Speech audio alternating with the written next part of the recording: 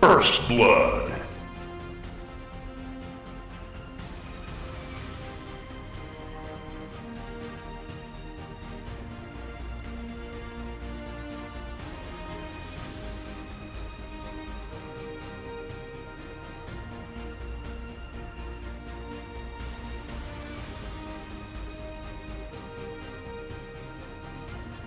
Hydrate. This is just a threat.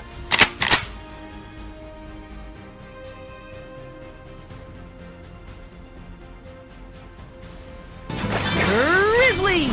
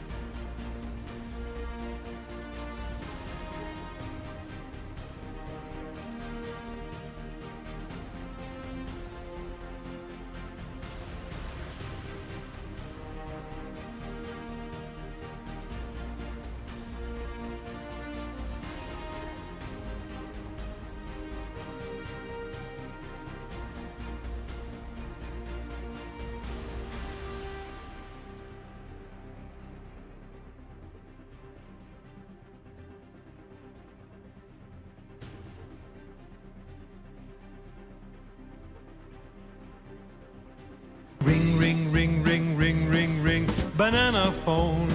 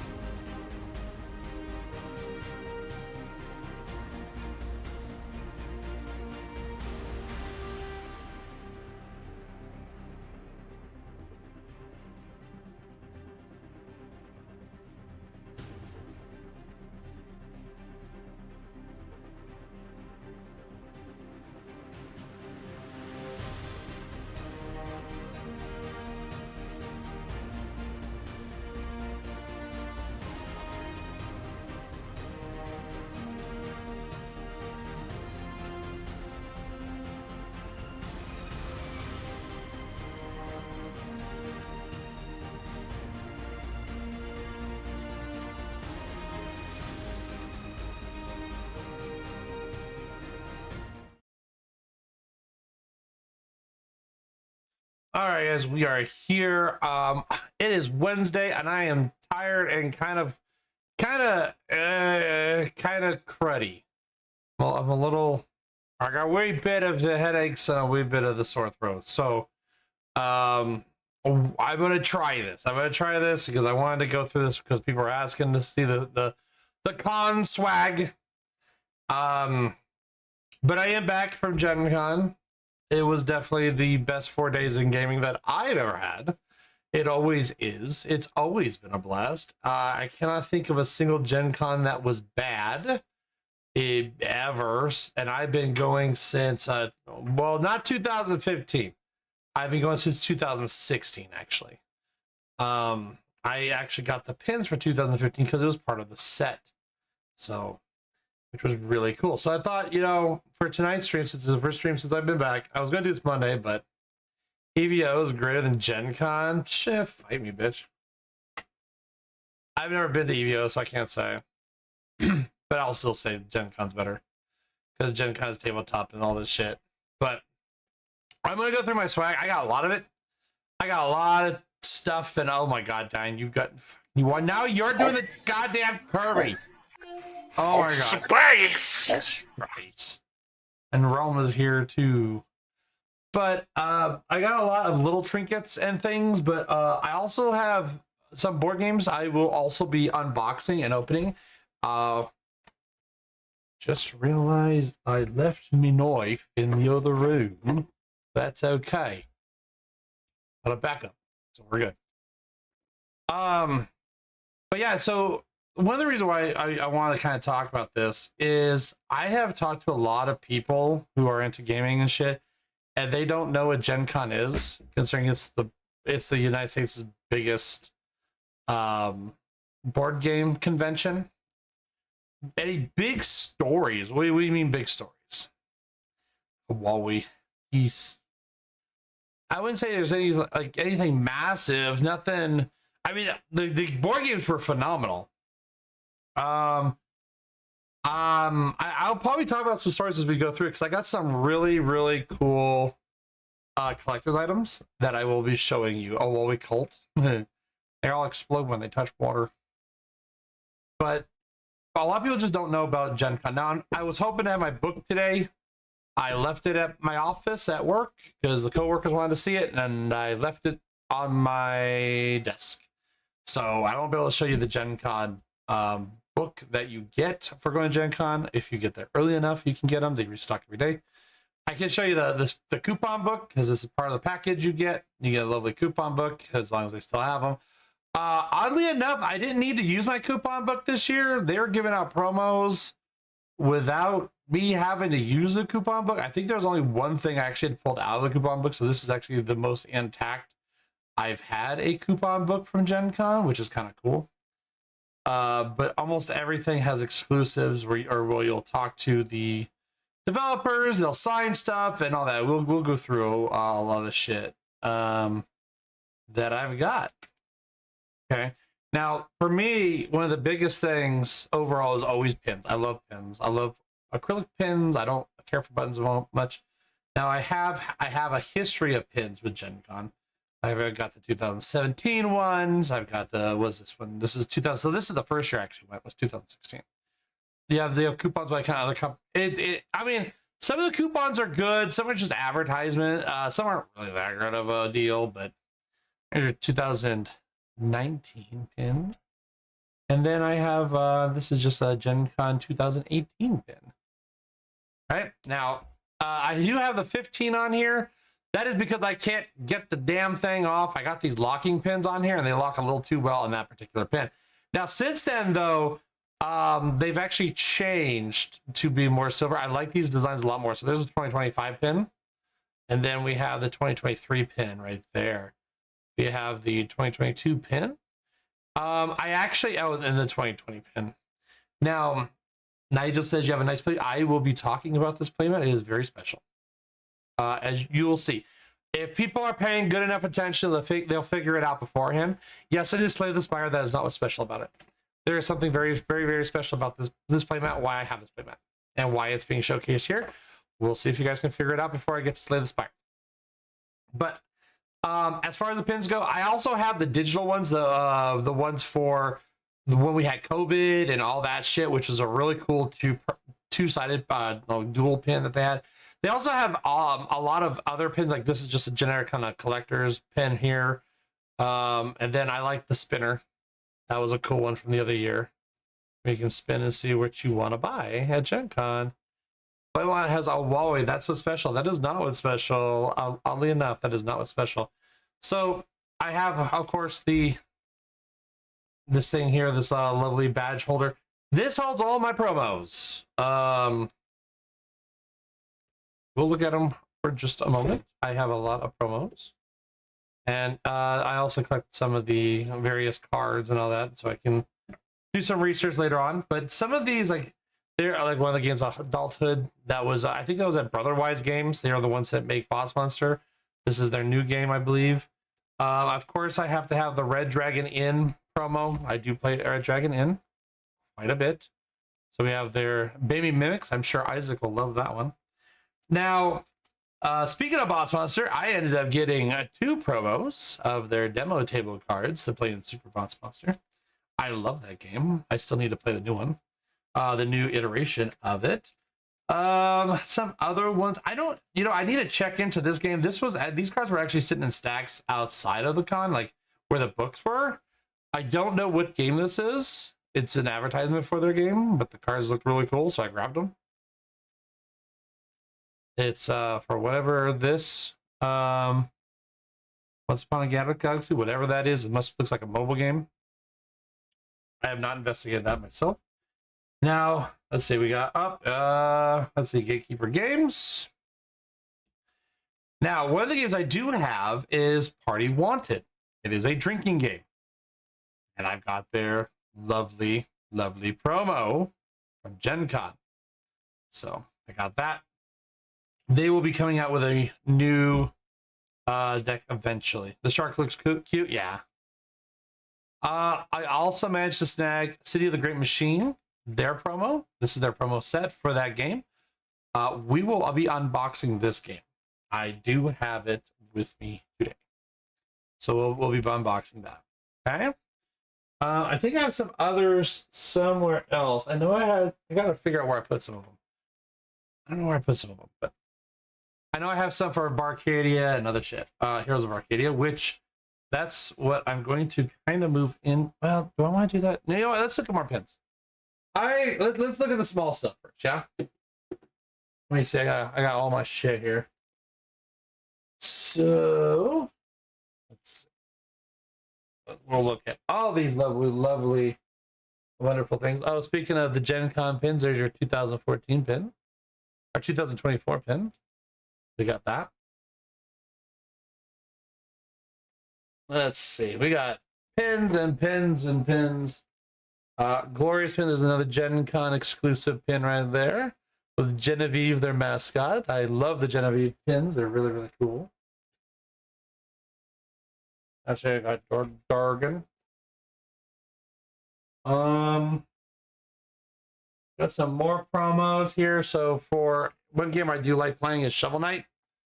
It's made by what is their name of the game? The Panasaurus? Panasaurus game, or is that's a different one? But this is their promo model. It's their mascot. These are the guys that made Wander, Cult of Barnacle Bay, which is a very good game. I highly recommend it. Any interesting games available for pre-order? Yes, Clank. The new Clank looks really fucking good, and it's up for pre-order. There's a few others. I'd have to pull the book out and see. Andulu. So here's your Shovel Knight crossover and your Barnacle Bay crossover for the character to add them into the game. I think you can actually put them in both games. Stage rules, Pandulu. Summon the Loyal. Yeah, see, so this is not just for Shovel Knight. This is also looks like it's also for Barnacle Bay, which I really want to play that with people. The sequel is coming soon, and I'm really excited for that one. That is basically a dungeon exploring game with furry characters, which are super fucking cool. Let's see. Let's see. We'll talk. We'll talk dice. We'll talk this shit. On the topic of was it the Wander Barnacle Bay game? This is their character from last year that I missed out on because I was on a cruise with Dine. So this is their playable character. That's a Minotaur that I could get. Any expansions of the game you already own that caught your eye this year? No. Well, okay, we'll get into that a little bit. Not in the way you might think. Not in the way you might think. Not necessarily because usually if I have an expansion, I already got it through Kickstarter. So typically I don't have to worry about that. But let's go through the pins really, really quick. Quizly. Hey, Grovel. We got our dragon pins. We gotta have our mandatory dragon pins. I got a discount for getting 2 of them. I wanted the gold dragon. So I was like, all right, we'll go do the gold and black, my 2 favorite colors. Now this one's a little harder to see. It's a little odd how they printed this one, which is this is all my Gen Con stuff, bro. So I got back from Gen Con on Monday. This is all my swag. We got a lot to go through. So I'm showing off all my stuff, all my collectibles that I got. So this is the what's his name? He's basically Pig Gannon from for Boss Monster. It's their mascot. His damn name. But it's a little hard to see because they try to do the pixelization on it, but still collector's item, so I wanted to get it. Then of course we have the Brotherwise Games pin. They're the ones that make Boss Monster. I really like Boss Monster. It's actually that Boss Monster is actually the game that got me into collecting board games in the first place. So I owe a lot to Boss Monster. Then we have the oddly enough the Saint Draconis pin. If I can get into the camera, you can see a little bit the Saint Draconis pin. It says roll for us on it. They got yet another dragon. I just liked it because it was sparkly. I love my pins. I collect a lot of them. I actually have a whole pin book that I will be putting all these in. Now, some of these, let's see, Shadow Scar. This is from the people that make, I think this was the people that make the Cyberpunk Red game, tabletop game, which we will be talking about that. This is their new game, Shadow Scar. And then another one that is Roll for Combat. They are doing the Deathbringer. I got a whole set of pins of these. They're all the same though, but I handed out a couple of them at Gen Con to some friends. I will be talking about their game, their tabletop game. We will be discussing that shortly tonight as well. Let's see. Oh yes. Of course, we gotta have the mandatory. Because I'm the DM. Because most of the time when I'm playing D&D, I'm the DM. People prefer when I'm the dungeon master or the game master or whatever you wish to call it. That's later. Some more collectible stuff. We have the official Gen Con cup that you can order there. It has a lovely artwork. I wish this was like the what's it called? Now it's gone. My head's empty. The edging on it on the actual booklet was shiny. I wish it was like that on this cup as well. It's a beautiful cup though, even if it's just plastic cup. I gotta get all the collector shit. There's still some Gen Con stuff I just was not able to get or wasn't interested in. The one other one that's a little odd. Dine knows this one well. Well, the people that hung out with me know this one well because this was hanging off my backpack almost the entire damn con. This is from Wild Bills. People who are East Coast should know, who go to cons should know who Wild Bills are because they go to a lot of conventions and things. They make these cups for their craft root beers. You basically buy the cup, you get it for the whole convention. You pay $10 a day to get free refills the entire day. I love these things. They are very expensive. Probably way more expensive than they're worth, but I do appreciate them. They're my big boy cup with This time they got little toppers on them too. I kind of wish I got the Game Boy topper, but when I got my cup, they didn't have them available, so I wasn't able to get the Game Boy cup topper. Sucks, but it's fine. It's whatever. So next thing I want to talk about is dice, because of course we have to have dice. I always got dice. So to start off with, we have the Crystal Cast tin of dice. Now, for this one, I always get these every single year. I have every one. I have one from every single year I've ever gone to Gen Con. They're all different colors. Usually each year's a different color. Typically when you buy these, you just get this set here without the 6-sided dice in the middle. You have the normal one, but you don't have the special one. You use the coupon book. This is actually where I pulled the coupon book out to get the special D6 here that says Gen Con on one side, and then it has Crystal Cast on the other. This one I probably would not use in a game because the 1 and 6 are covered. I want to say the Crystal Cast is the 6 and the Gen Con is the 1, but I forget. So it's not that useful. It's more of a collector's thing. But I actually went and bought 8 of these tins at the convention because I brought a set to all of my coworkers in my office. So that way they all had it. And now I've also bought these for students that I have worked with in the past in my board game club. And the Crystal Cast people normally are only supposed to get 1 die. They were super cool when I explained to them, like, hey, look, I'm getting this for other people who don't go to Gen Con, they don't know about it or whatever. But I want to reward them because, they work with me and all this other stuff, or, they're kids. And they did give me the special die for all the tins instead of just 1, which is nice. So with the Roll for Combat guys, because I bought their stuff, I actually got to spin their wheel 8 times. I think it was 8 times.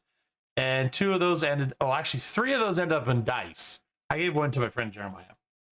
But these are just generic tabletop RPG dice. Nothing too special about them.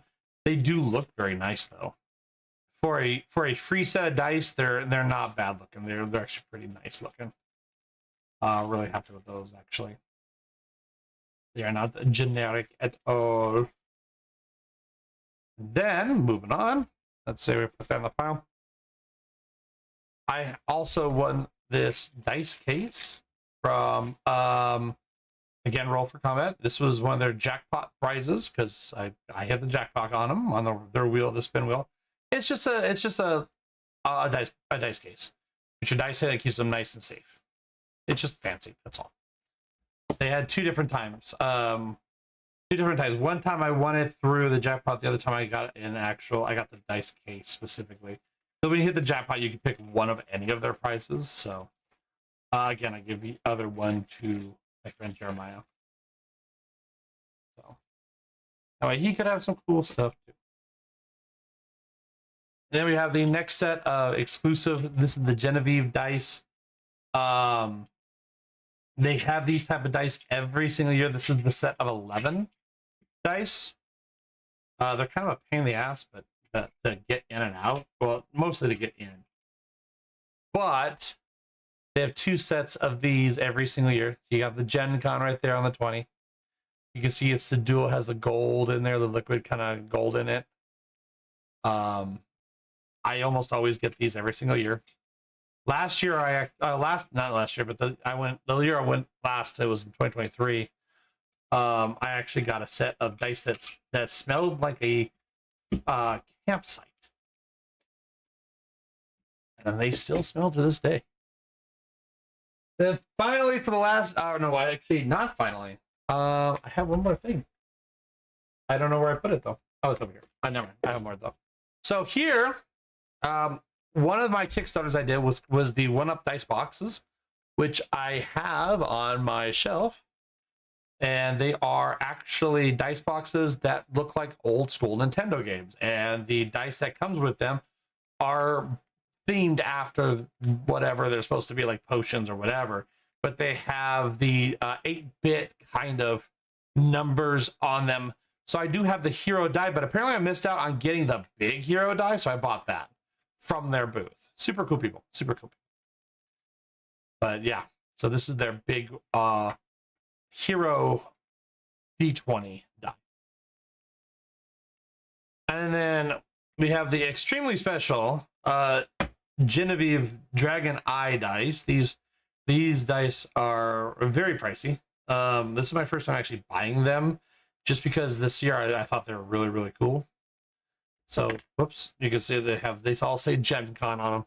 Now, if you look closely, though, they do have a rotating eye inside of it because they are liquid inside. You can see the eyeball will move and change as you look at them.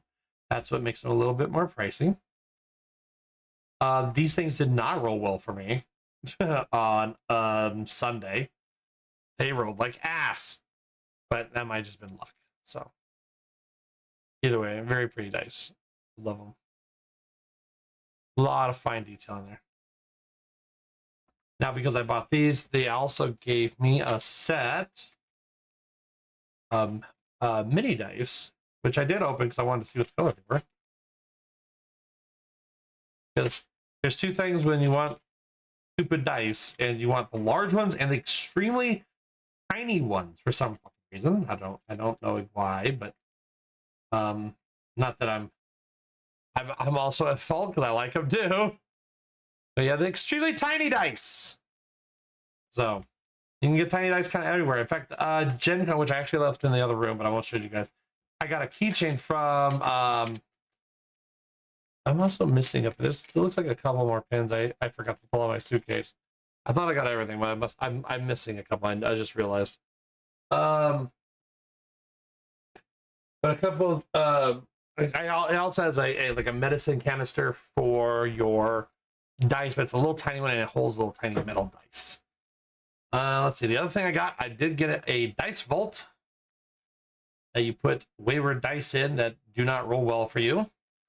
I took this one out of the box and plugged it in, or well, put the batteries in and all that shit, just because I really wanted to see it lit up. It looks super cool on the floor at the sales area, and I was like, I kind of want that thing. It's really cool looking, and it is entirely designed to hold your dice, so you can switch between the colors,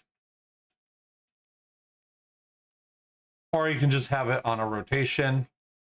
Then you just jam the die right in there. There you go. And see, I've already got one tiny little wayward dice has wandered off. I do have the Genevieve pin from last year.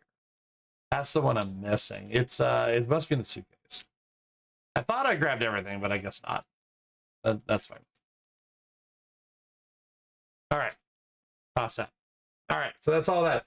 The only other one that's kind of unique as far as like the drinkables and all that come, I do have my cup from 16-bit. It's the barcade down near Gen Con I go to every single year. Super cool place with our legally distinct Nintendo characters. Very good drinks. I had a really good time there. The police showed up at one point. That was funny. That was funny as shit.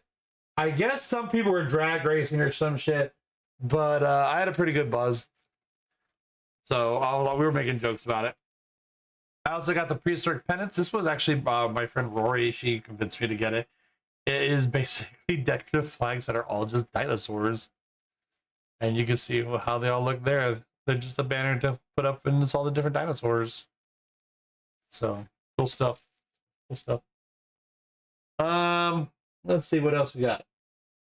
Okay, we did that. Okay, let me do, should I do the book? Let me, no, wait. Let me do this one first. So this one is not necessarily Gen Con. I got it the day I went out to Gen Con. But it was being shown by Gen Con. And that would be the new expansion for Heroes of Arcadia. Which, let me get these all out of here. So, Heroes of Arcadia is created by Rollercrit. They are the official sponsor of Gen Con. Okay. This is a drinking game. This is their promo for Gen Con. And I'm pretty sure I have two more promos that are just the cards. I don't know where I put them. I thought I had them, but I don't know where I put them.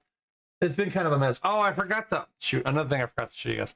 The magnets. Also got a set of Gen Con magnets as well. That's gonna be on my office.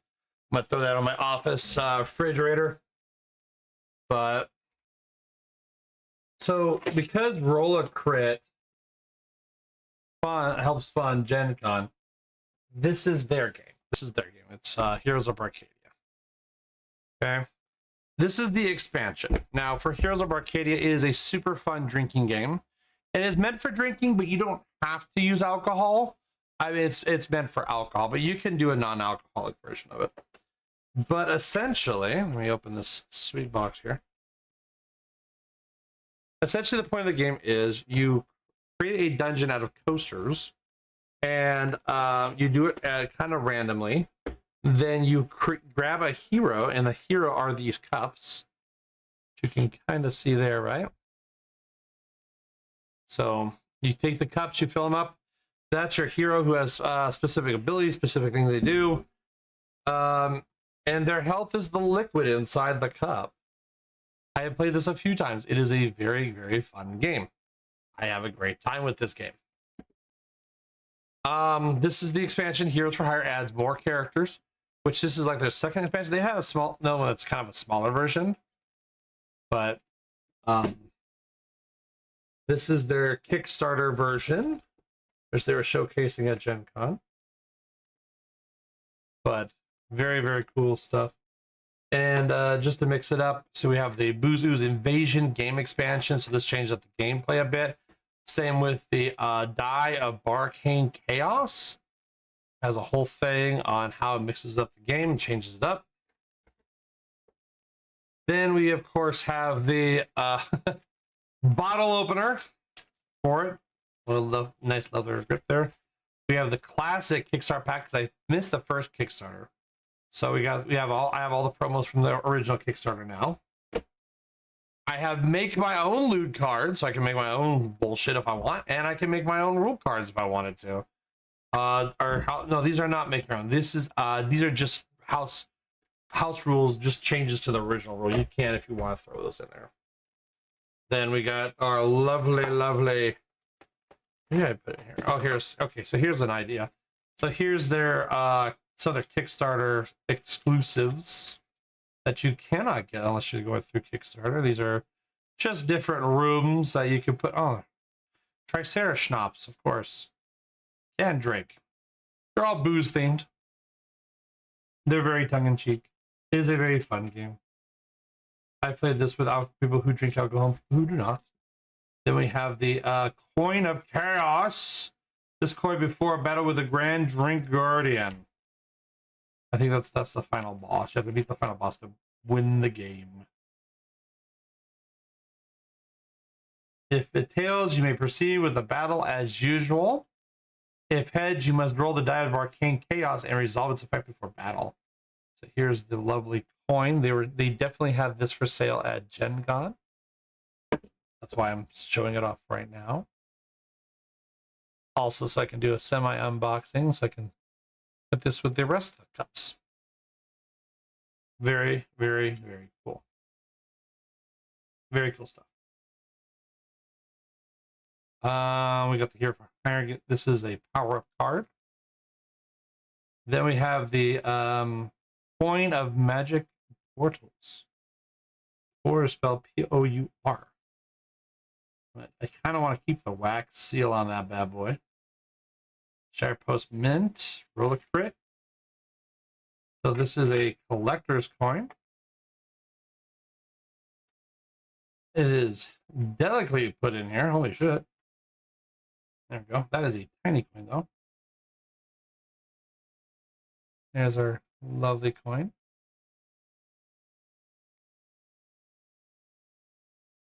So we'll put that in there for now with its instructions.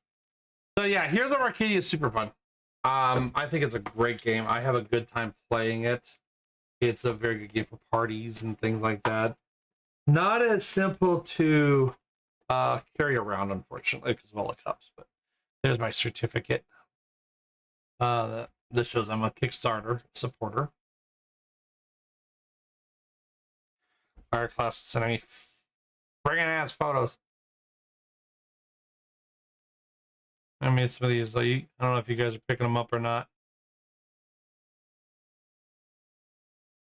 Also, hold up a second.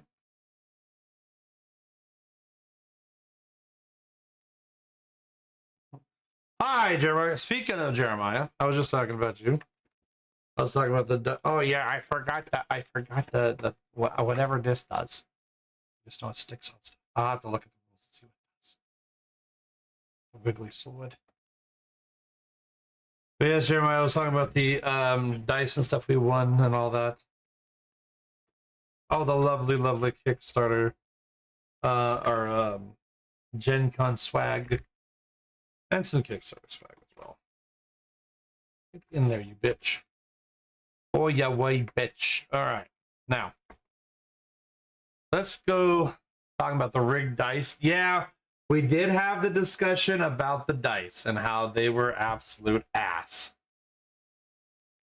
But honestly, that it could have been the dice, maybe it wasn't the dice. I don't know.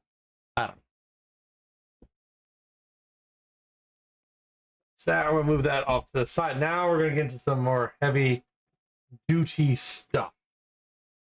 Let me find a place for all this stuff so I have room. Because I actually pulled in a second table next to the desk so I could have an adequate space to hold all my shit, which does not give me much space to move. Let me just get all this out of it. I'm just gonna, yeah, just go that way. Go that way. All right. So let's start with one that I got. I'm a little excited about. So, for those who know me quite well or have talked to me quite a bit, this book series is kind of important to me. This is the Dragonlance Chronicles. It's 3 books. Is it all 3 books? Is it 3 books or is it 4 books? Oh, there's the picture of the kobold. We'll get to that one. Okay, yeah, it's just the first 3 books. There's actually 4. Cops are apparently outside. They're still trying to find me. Oh my gosh. So when I was growing up, I didn't know what D&D was at all. I had no clue about tabletop gaming. I did not know about any of this stuff.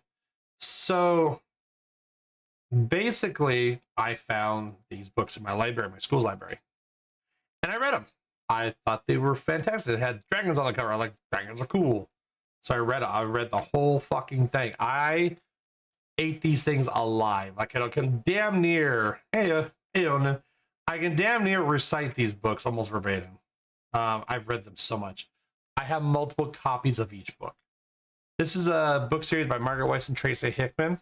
So they basically are why we have D&D now.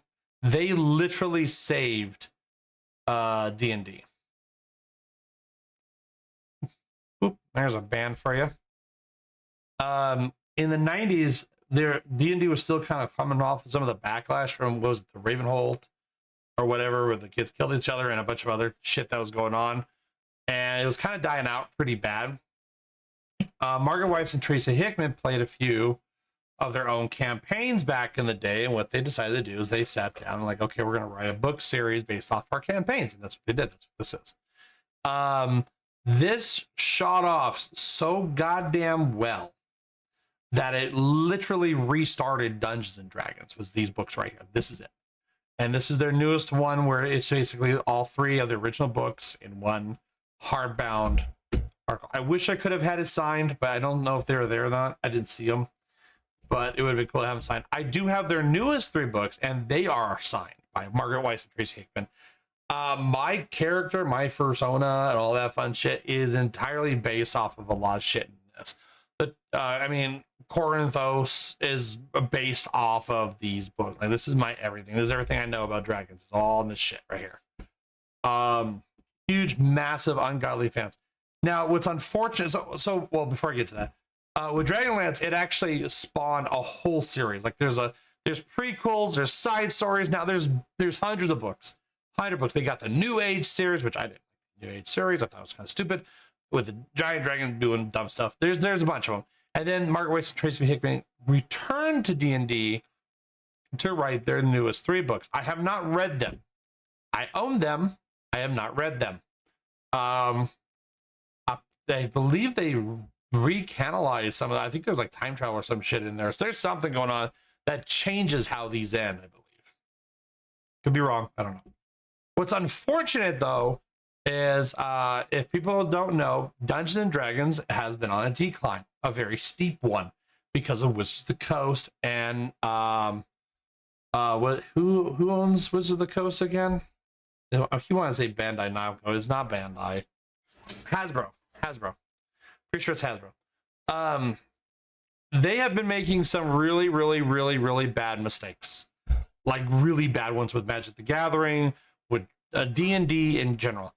They made a huge mistake. Holy shit. Hey, John. So what they did is they hired these legendary authors to write their new books. And partway through the books, they had them written, ready to go. They're actually in the middle of getting translated. And Wizards of the Coast was like, yeah, we don't want you to actually do your books. We're canceling our contract. And just like that, we're done. They're like, yeah, we're just canceling a contract. We're not paying you nothing. That was fucking stupid. On top of, the stupidity that is Wizards of the Coast. It's why I don't really do a lot of Dungeons and Dragons stuff anymore. Because fuck them. They ruined Dungeons and Dragons, Wizards of the Coast.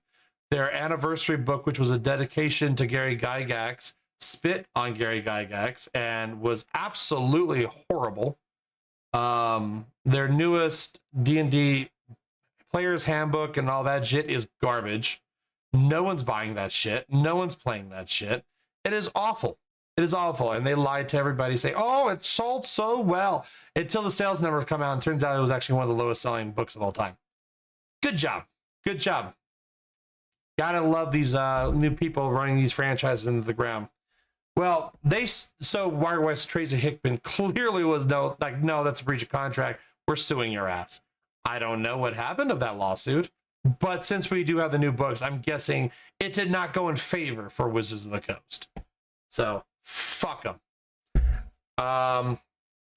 Paizo has been involved in some bullshit, not as bad, but there's been some bullshit with Paizo, their competitor, lately. And I believe there's even now a third company that's trying to push in on this specific market to match up to the big two. I think that's Daggerheart. I think that was the big show thing this year, was Daggerheart, which I believe is, I don't think it's affiliated with Pathfinder or Paizo or was the Coast. I think it's a whole other company, but I don't know exactly, so don't quote me on that. Do your own research whenever on all this shit. But yeah, it's a beautiful it's a beautiful, absolute beautiful cover. It shows a gold dragon how they used to be. I don't like the new iteration of gold dragons. I think they're fucking ugly. And I think they're retarded as shit. I hate them. I like the old type right here, where they actually had wings and all this shit. Actually, look, that's a wyvern, but I think that's more of an icon thing. But back when the original books were made, they were very similar to red dragons in design, the traditional dragon look, before they got the whatever weird ass look they got now. I hate. All the dragons have to be aggressively unique, and then they made them all look stupid, which is dumb. But anyways, wonderful books. If you ever want a really, really, really good adventure series of books, go look up the Dragonlance Chronicles. Highly recommend it. Highly, highly recommend it. I ate that shit up as a kid. Loved it. Loved it in high school. Moving on.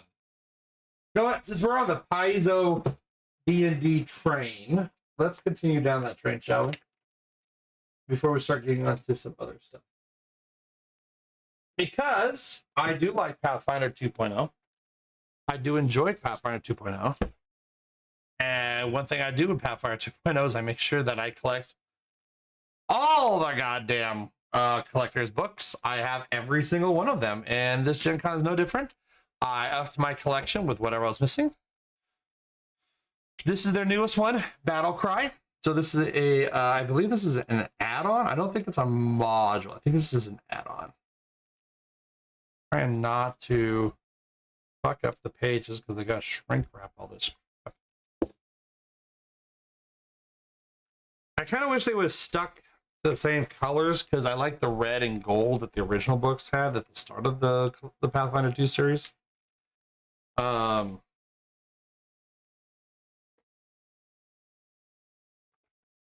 If it'll come off.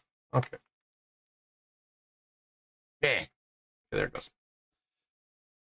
So if I believe with Battle Cry, this allows you to basically command an army. That's like the focus of this book, is to give players and GMs the ability to run armies and massive battles in their game. The artwork, of course, is typical. It's very beautiful. Pathfinder's a little jank. You're a little jank. You cannot say Pathfinder is a little jank after what D&D has put out. Based on the new Dungeons and Dragons, Pathfinder is like the holy fucking Bible. I'm actually fine with it. I honestly, with a lot of shit, I typically will homebrew a lot of stuff anyways. If I fail, it's jank. People that were with me when I did my Starfinder sessions know that I definitely will homebrew a lot of shit if I think it's jank. Like the whole space fighter shit. Yeah, well, we got rid of that real quick and we did our own thing. All right. Well, those are with a field surgeon. But yep. I'm fine with the Pathfinder 2.0. Starfire 2.0 looks absolutely great. Told you, jank. That's Starfinder, not Pathfinder. That story was a Starfinder story. Gatewalkers, I believe this is a module. I don't think this is a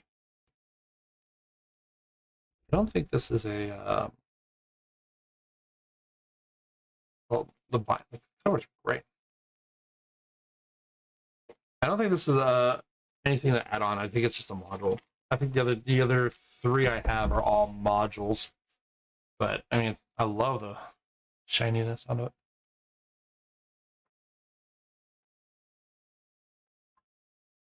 Let's see.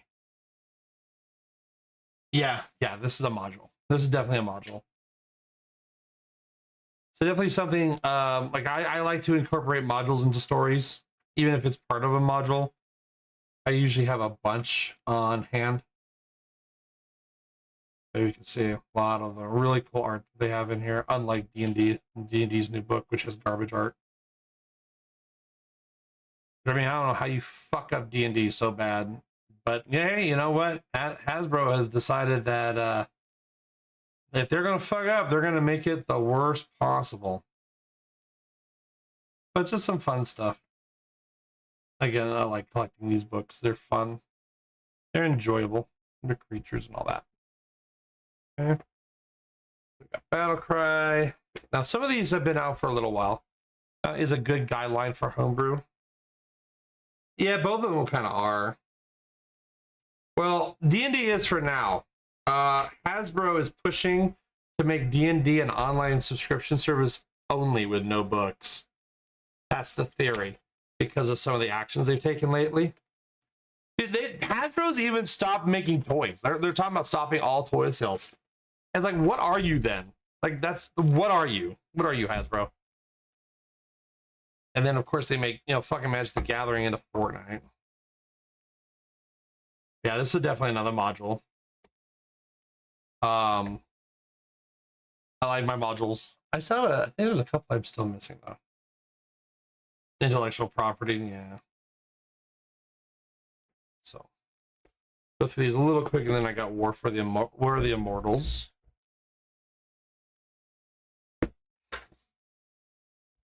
So one thing I will be attempting to do, yet again, I'm going to try this again.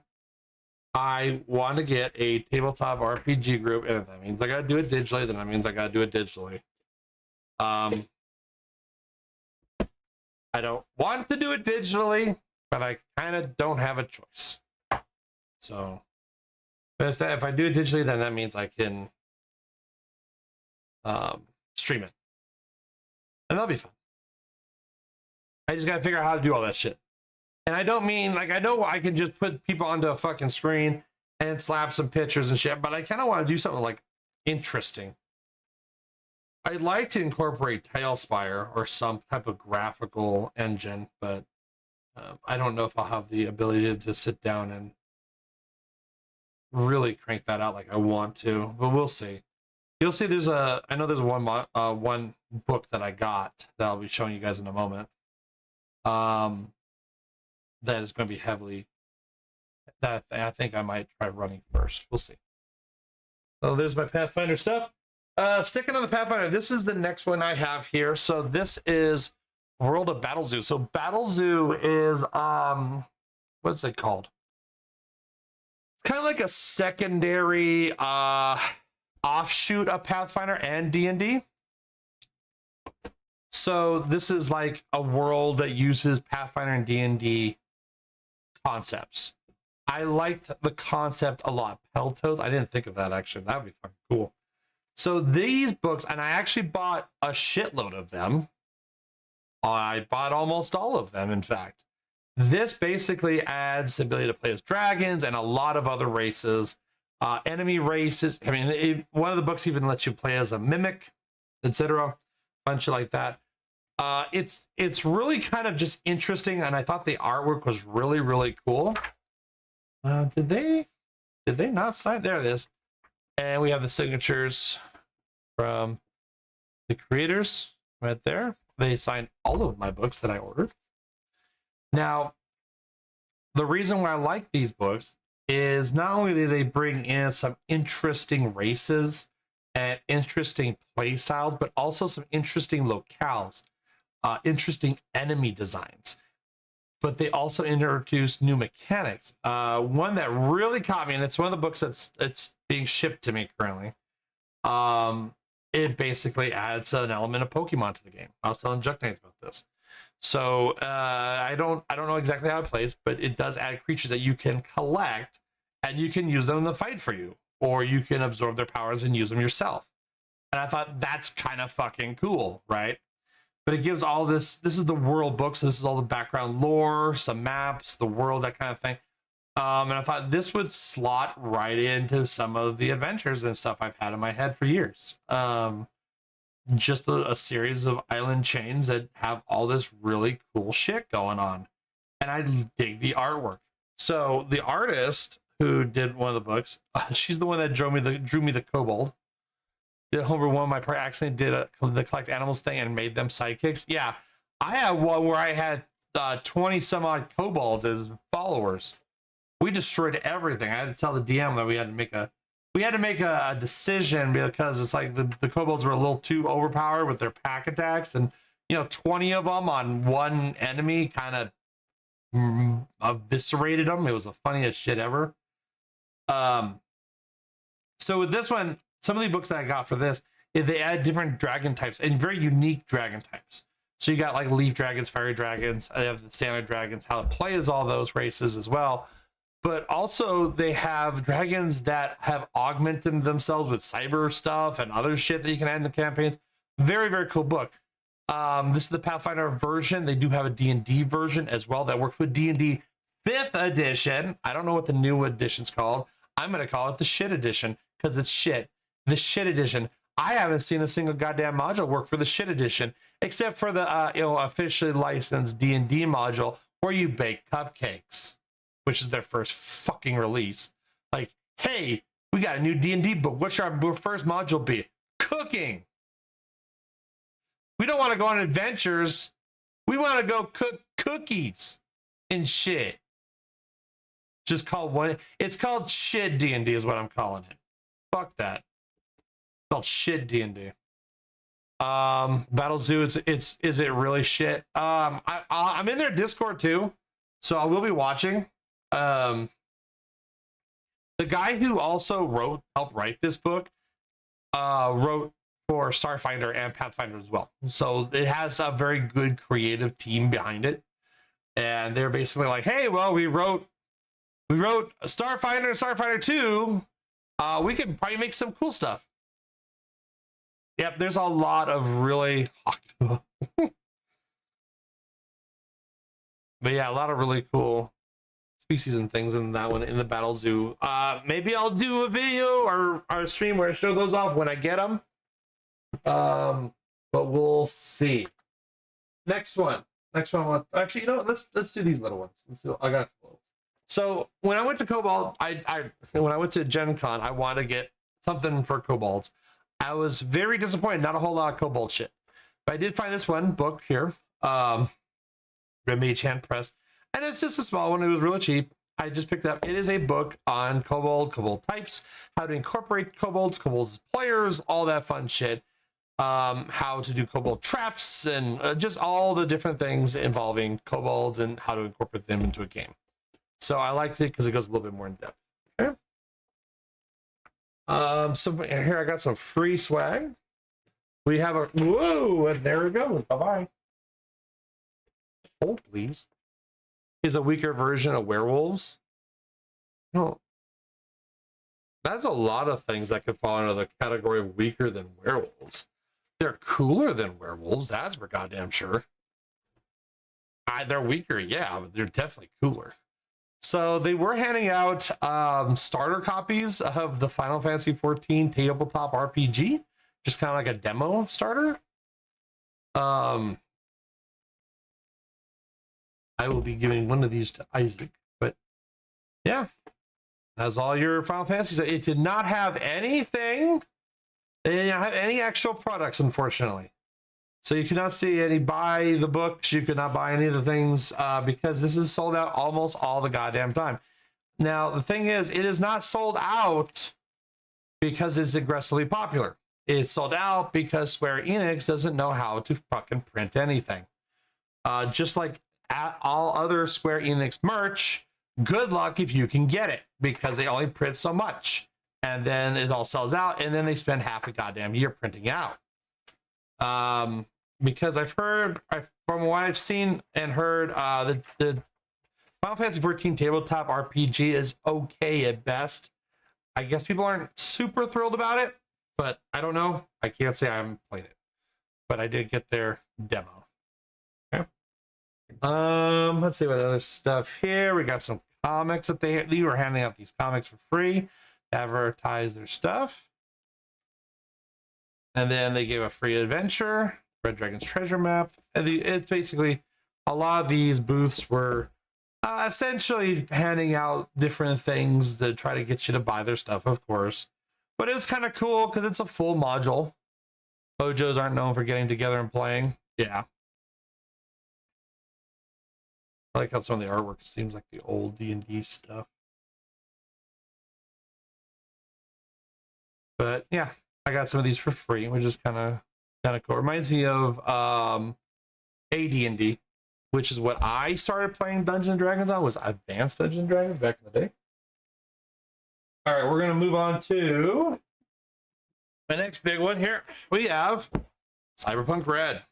Now, I have been considering picking up the core book for many years. The new Cyberpunk 2077 is based off of Cyberpunk Red. It was made by Mike Pondsmith. He was the guy who basically made all this shit. And while I was at Gen Con, I got to meet him, and he signed my book. Very, very, very, very cool guy. Very cool guy. I have not had a chance to really look through this book, unfortunately. I just have not. It's a massive fucking book. But this is also something I am contemplating since our class and I played Shadowrun on stream, which I think Shadowrun is an offshoot of the original Cyberpunk. And then I think this is a reiteration of the original Cyberpunk set. I think I could be wrong, but 2077 is based off this book. In fact, it's either this book or a module that is the precursor to 2077. It has Johnny Silverhand's story in it, and it is very different. It's similar but different in how it plays out. But Cyberpunk 2077 is like a sequel to that module. Just like a Descent into Avernus is the prequel to Baldur's Gate 3 and a sequel to Baldur's Gate 2. But lovely art, lots of reading. I'll have at some point I'll sit down and read all this shit. But this might be fun. This is one of the ones I'm contemplating on possibly doing. Ah, there it is. I found them. my Barcadia exclusives. Here's the Barcadia exclusives. So I got the Concrete and the Boundless Boozoos. That goes with my Barcadia shit. I was wondering where those are. But yeah, this was super cool. Again, I've been meaning to pick this up for a while, for a few Gen Cons now, because it's been out for a while. But since the creator was there and I got to have it signed, and he's cool as fuck, I jumped on that shit. So this is the one I think we might play though, if I can get people. I don't know if I can get people though. We'll see. So I have Salvage Union. So I've been looking for mech stuff, and I don't mean Battletech or Lancer or any of those. Lancer I'm considering maybe picking up. We'll see. Battletech RPG plays a lot like actual Battletech. It's the same but different. A lot of the rules are similar to the war game. Now, Salvage Union. Salvage Union is the new one. This is the new guys. These guys are from Leyline Press. This is a post-apocalyptic mech game. So you are basically salvagers on what they call the Union Crawler.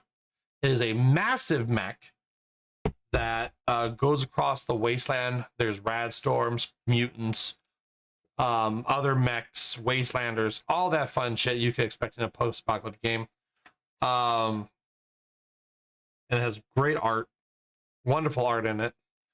But you are salvagers and you're basically trying to survive. This is a post-apocalyptic Earth or something similar to Earth, where giant corporations have essentially taken over. They've destroyed the world, and they now live in these like semi-utopia places out that are inside these domes. The domes basically keep them safe, but you're welcome to leave anytime, but you're also kind of enslaved in there. So the wastelanders are people outside of the domes, whether by birth or choice, and they just survive out in the wastes. And you have all kinds of stuff. So you have your player character you will design. I love how this system works. I sat in the plane all day Monday, basically reading this book cover to cover on the plane. I like that you have your Jack of all trades class, you have your specific classes, and then you have your hybrid classes. I like how everything is just a D20. It's very simple, very straightforward. No real tricks or specialties. You have your player charts for your characters. All the classes are very unique. They have very unique abilities. The abilities are very grounded in the reality of the world. But the real cool part is, of course, the mechs. I mean, that's what you're kind of looking for. But there's mech play and out of mech play. Sometimes you'll have to go places where there aren't, you can't put your mech. That kind of shit. I do appreciate that some things are redacted, because this is like a user manual. It's like a car manual, right? And I like how everything's kind of torn up and stuff. So these things that are redacted, I almost guarantee you they're going to be in the modules. And there's 3 modules currently. I actually purchased 1 module while I was there. I ended up just going ahead and buying the other 2 modules because they were pretty cheap, and I really liked reading them. But yeah, you basically get to fully design your mech with all its parts. You have so many you have so much scrap and stuff to work with, but you will design your mech from scratch, which is kind of cool. There are various chassis and other things of different designs that you can go off of. Some of these are far more advanced in which you'll start with the game with, but it's very, very cool. Again, very straightforward. I understood it much easier than I thought I would with a lot of this shit. The tech, the upgrades you can get, how they work. And then you not only do you get to design that, you also get to design your Union Crawler as well. So your base, your mobile base, you get to also design, and it'll start as something really small, and you'll work up and make a giant sprawling base, which is really fucking cool. So a lot of really cool ideas. Everything I saw about this game was very positive. A lot of people seem to really enjoy playing this game. Just in general. And I've never even heard of it. I happened to see it on the last day. And I just was like, what's this? And we just happened to be walking by the booth. And I was like, sell this to me. And they did. And I was like, all right, cool. That sounds really fucking cool. I'll buy the core book. and I'll buy a module. So, yeah, the Titans, the giant creatures, like Godzilla kaiju like creatures you could possibly fight, the alien presence, like all kinds of really fun, cool stuff. It has a little mini adventure in here to start the games off with. It has a key table at the end, which I like. And then the shortcut pages as well, which is nice to see. Then I did get the every now and then I got to turn my headset back on. Then I got, this is the first module. It's Rainmaker. This is an adventure with maps, all the fun stuff. I will not go into it just quite yet. If I get a group together, it also has some new items, weapons, packs that you can get or fight titans, that kind of thing. I would love to play this on stream for you guys. I think it'd be super fun. I just have to see if I can find people interested. So right now I know I've got at least one. That's my bit. We'll see. We'll see how it goes. All right. What else I got? Another comic. Another one of these are the free comics that they're handing out. I really haven't looked at these yet. They'll be one of my downtime things. Kobold. All right, guys. All right. Now, that's all the collector's shit from Gen Con.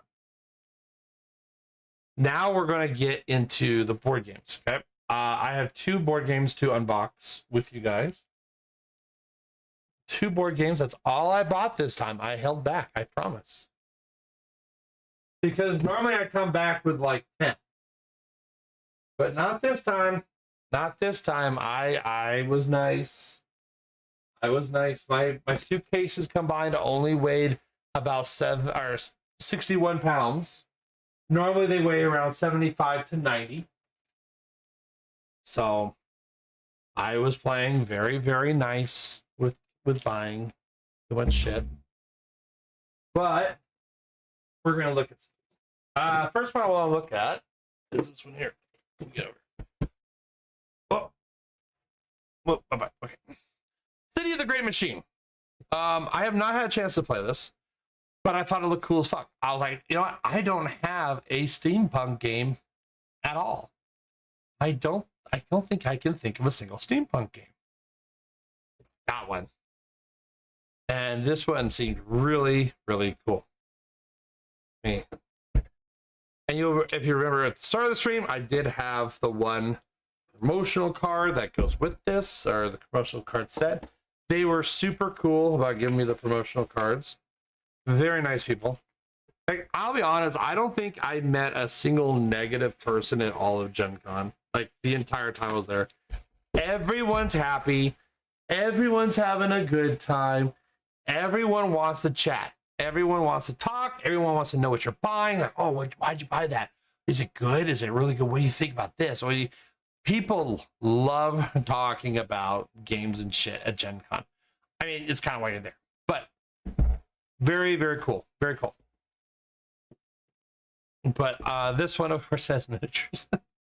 Of course, it has fucking miniatures. Not as many as I normally get. Not as many as I normally get. But I thought, like, that aesthetic is so cool. The whole purpose of this game is you're basically fighting against the city. You're trying to revolt against this massive machine that runs the city.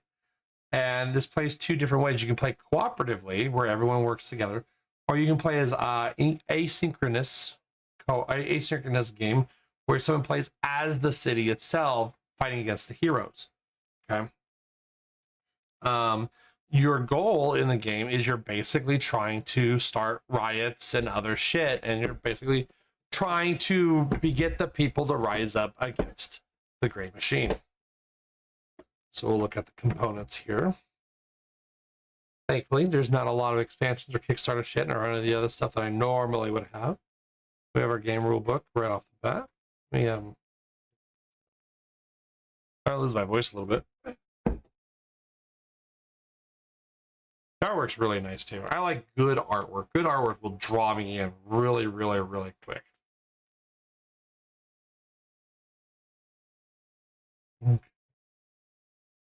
So very nice. I have not had a chance to read it. I mean, this is my first time opening it. So I'll have to figure out how it plays, all that fun stuff. But very, very cool. Has the rule summary on the back, which I like. I like having a rule summary. That's very helpful. I like little cheat sheets because sometimes games have a lot of stuff. Give you reference guides here.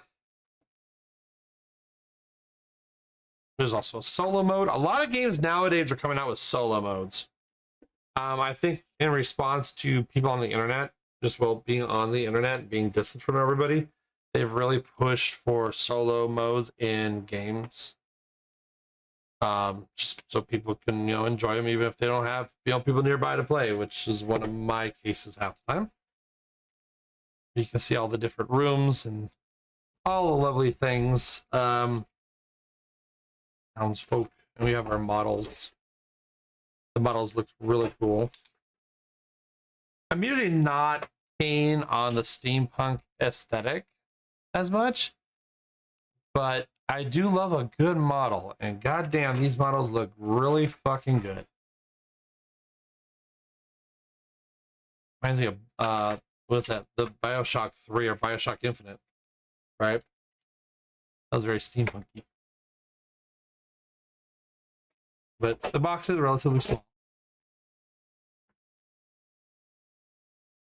We'll see if I can get some stuff. I have some orders from Etsy coming in that'll help organize some of this.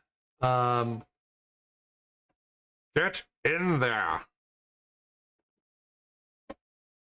Get in the box. Good stuff. This shit never wants to go back in the box. I want to get those organizers. That way I can sit down maybe this weekend or some shit and start organizing these and getting them set up where they need to be set up. But it's a great machine. Very cool. But we are not done yet. Expansion. Because of course I have the expansion. Of course I gotta have the expansion.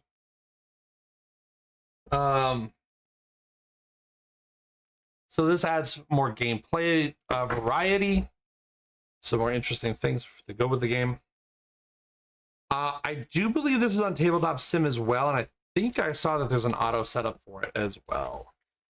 Could be wrong, could be wrong. Always double check anything I tell you guys. So I'll never take it verbatim because I do fuck up.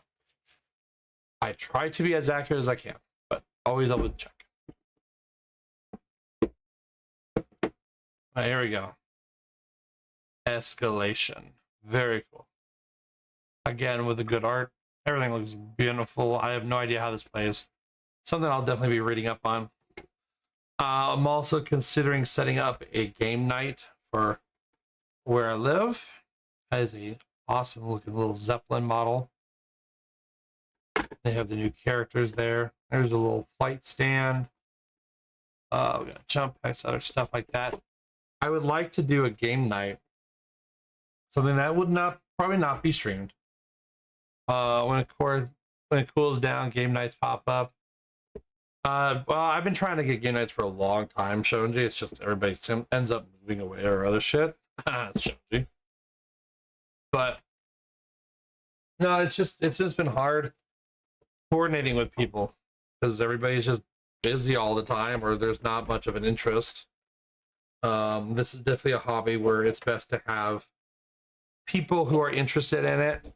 If they don't have it as a major interest, a lot of times they kind of shun it because they'll think, oh, board games, you mean like Monopoly or Uno? It's like, no, good fucking board games, good board games. So we have stand-in here. So these are actually just alternate heroes. They're just replacement heroes. The story it says on the back of this is that the original heroes failed. So these are the guys that come in and back up. It's just basically more characters and more variety to the game. That's what this is. But again, I love the aesthetic, even though it's steampunk, not usually my main thing. But I do very much appreciate the aesthetic of the models, and I appreciate how I can't get the damn thing out of the box. A little nubbin on there. A little nubbin on that thing. What the fuck is that little nubbin on there? Y'all have that little nub on there? Oh. That's just a mold mismatch. Put that on. Mold's not supposed to do that. I gotta sit flat on them. Okay. But these models are really nice. They're very, very good models. I love them. They would look really cool painted. Which is another thing I've thought about maybe doing at some point is painting again. Maybe even painting on stream, we'll see. That'd be kind of fun, wouldn't it? Something different than just games all the time. I do love my games, don't get me wrong. But, you know, sometimes it's fun to do something a little different. Anyways, the Great Machine. Very excited to play that. I kind of want to see how it plays. But let me get to the granddaddy here, the big one. This is the one I want to talk about. Slay the Spire. Slay the Spire. Now then, with Slay the Spire. Okay, hang on. Big old drinky there. I don't have Nether constantly spamming the hydrate button. All right, that thing's heavy. Jesus Christ. Okay. Slay the Spire, the board game. This thing is fucking massive. It's been out for a little while. Now, this one is very much based off of the, video game, of course. This is a 1 to 4 player roguelike deck maker, just like the board game or the video game is. This one here, I made the mistake of buying this in the morning of Gen Con on the second day. I think it was the second or third. No, second day. I made the mistake of buying this in the morning, which meant that I had to carry it for like 7 hours. And boy, howdy, it is not fun to carry this game for 7 fucking hours. Just saying. The thing is very heavy. It was a bitch. But let's get into some of these cool, sweet components, yeah? Now, you'll notice this one is open. I opened it. I opened it at Gen Con. The reason why is because after I purchased this game, I found out that in the Artist Alley, the guy who did the art for the cover of the game was there. And one of the cool things you can do is when the artists are there, you can ask them to sign your stuff. And sure enough, he did right there. This is Bruce Bernice. He is the graphic artist who did this art in particular for Slay the Spire. It's what is also on the playmat that I've had underneath here this whole time. Jonjiin sent, no one is going to spam the hydrate button, you plebeian. How about you get good at Slay the Spire and stop asking for hydration? You're hydrated enough, I know that. Mario knows that. The whole chat knows you are so hydrated with hydration. It is unreal tournament levels. Most likely the older Unreal tournament anyway. Keep talking about Slay the Spire. This looks pretty wild. Me, Duke Nukem, really thinks this is wild as all hell. Dan, you can go slay this dick. You can go slay this dick, Jonji. I will say Mario.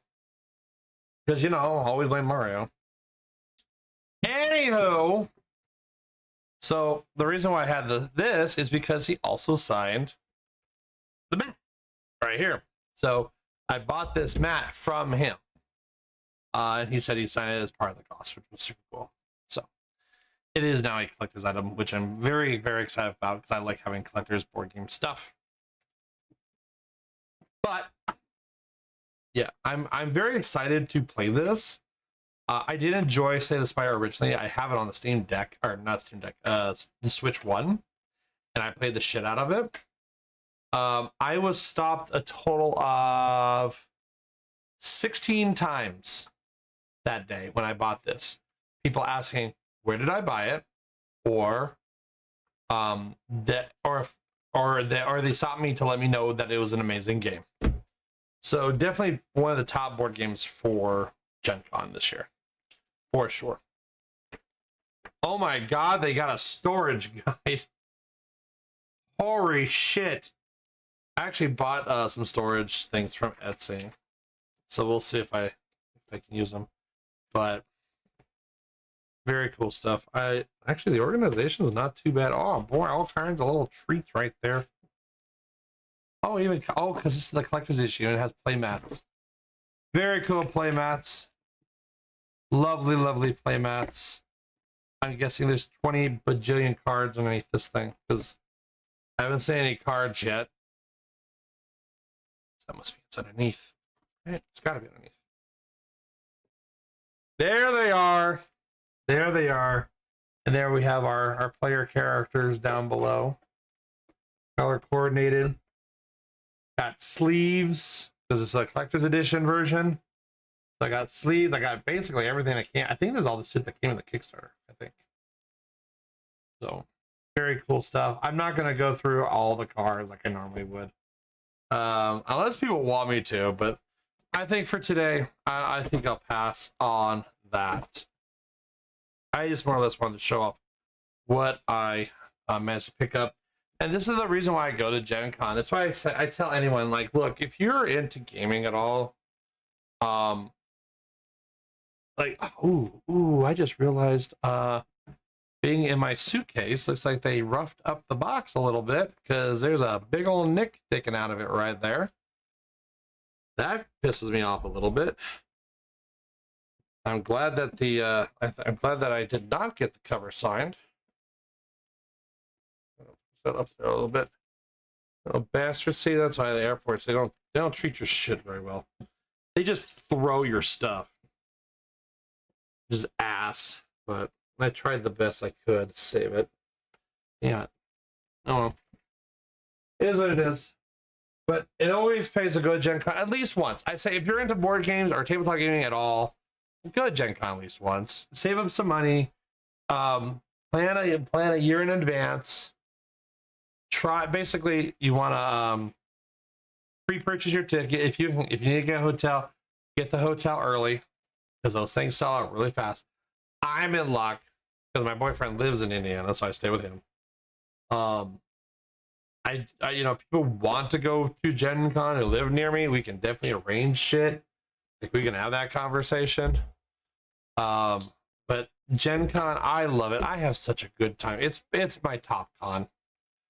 Even more than like furry cons and shit. Like Gen Con is by far my favorite con to go to. It's just fun. The atmosphere is really fun.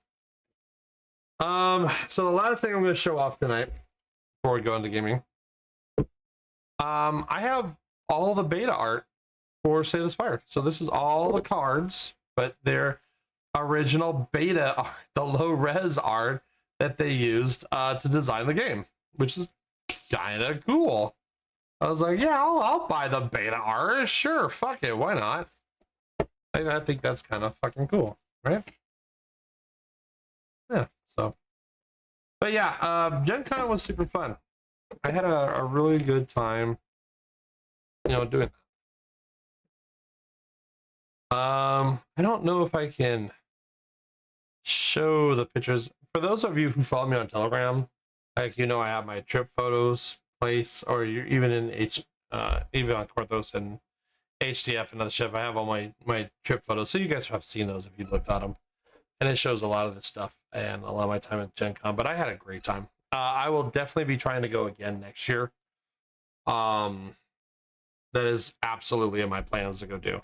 So if people want to tag along, remember to save us some money because Gen Con prices went up. They had, I believe it was around 77,000 people this year, and they sold every single ticket. So definitely a pre-planned kind of thing. As for now, guys, what I'm going to do is I'm going to pause the stream for a moment. I'm going to undo this setup that I have and take about maybe a 10-minute break. And I think I might play Fumes. That I play a little bit of it, and I really enjoyed Fumes. That's been a pretty good game so far. So I think we'll play Fumes for a bit. All right. I will be right back. Thanks. And they have stuff. He kill him.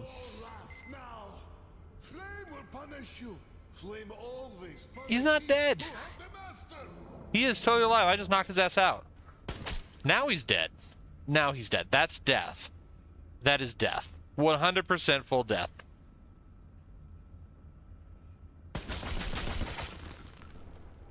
Death. Hey man. Oh, he has a gold ring. Well. Oh, these two are like. Anymore. Oh. Penumbral armor. That's kind of sad. These two have like matching gold rings. They're like married or some shit, and I just took their wedding rings. Okay. Oh. I am okay. Oh. That lovely. Wow. Oh. Okay. That's. See you like. That's...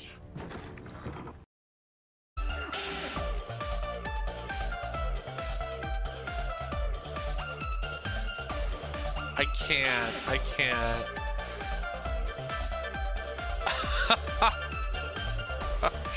Oh my god, look, just watching this, like, shit. Oh god, okay. Bump.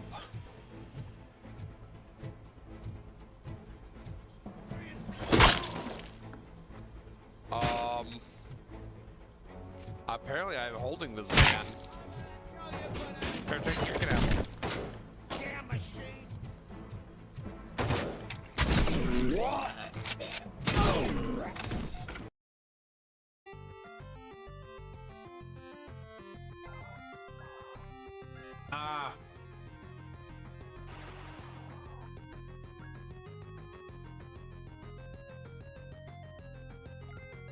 I'm very hurt.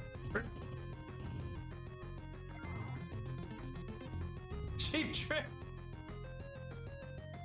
Oh my god. What was that? Everything. Them side by side another to really answer that question. It used to be perk-wise, kill him 4-2, hands down. You meant the old Santa?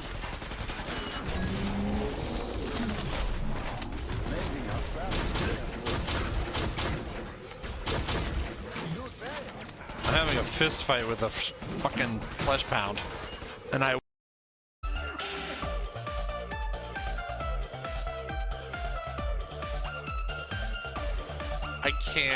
can't.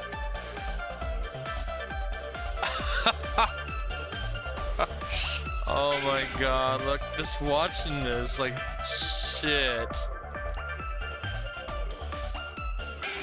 Oh god, okay. The number and letter that correspond with the door. Over. Good to know. Kiss my ass. Nah, that's kind of gay, bro. I'm gay for you, bro. I'm always gay for you. No, wait. Oh, well, it's only gay if the balls touch, Mario, and mine are definitely going to touch yours. I'll make sure to have socks. Just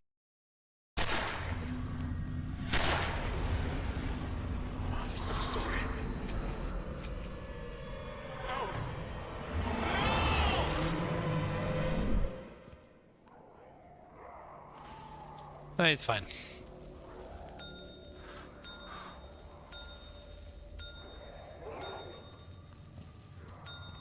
Ding.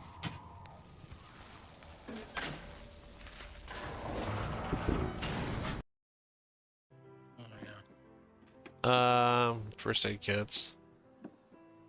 First aid. Oh no, look at me. I'm a prison. Oh god. Hey, so I'm in the cage. You got that whip still? That is so wrong. That is so wrong. Oh my god. Stop. Oh. Let me go. Let me go. well, I'm gonna get whoever's left. Yeah, well, I have a fireball. Bitch. I'm sick of all you motherfuckers. Damn. I don't give two shits no more. I'm fucking rampaging. That's what I'm doing. Also, I can't fireball no more. But hey, it's a rampage, you know? 50-50. Bitch. I killed that guy.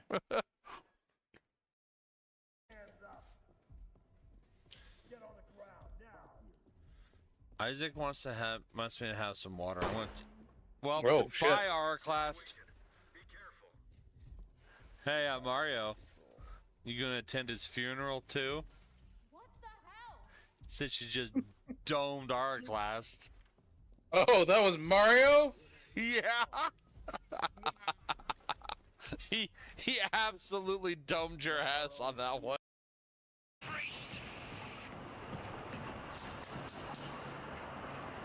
No, oh, we need. Shit.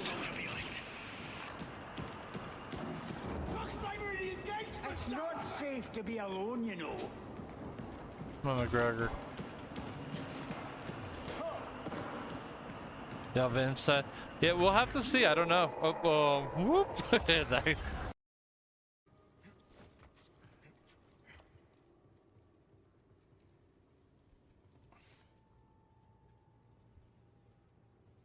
Is this him? Is this the epic boss fight? God, I hope so. It is! It's Rick the door technician!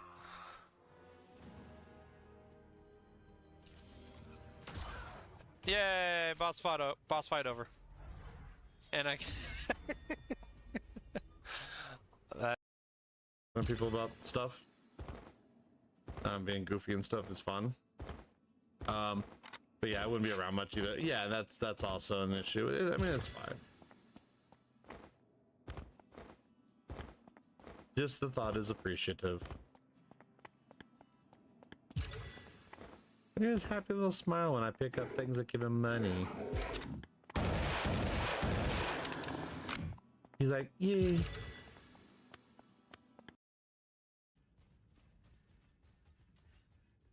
We've had palette swaps forever. I think they can definitely do a little bit more than palette swap. Oh, can you pet the doggy? You can pet the dog.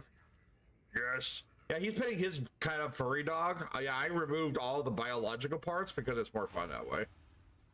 He's better at killing shit, and that's my favorite part of him. That's why I like him so much. I should rename him to Peaceful Protest. I really should.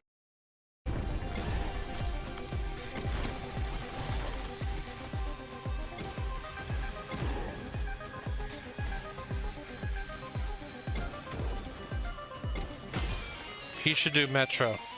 Metro 2033 or whatever it is.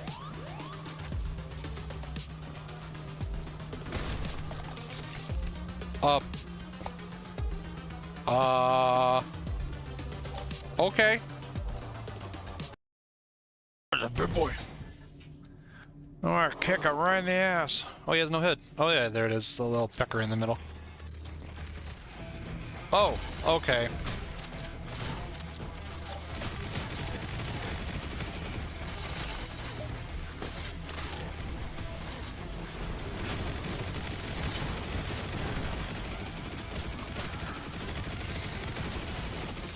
So I'm guessing I just shoot it until it dies. Oh yeah, that was it. That was the trick.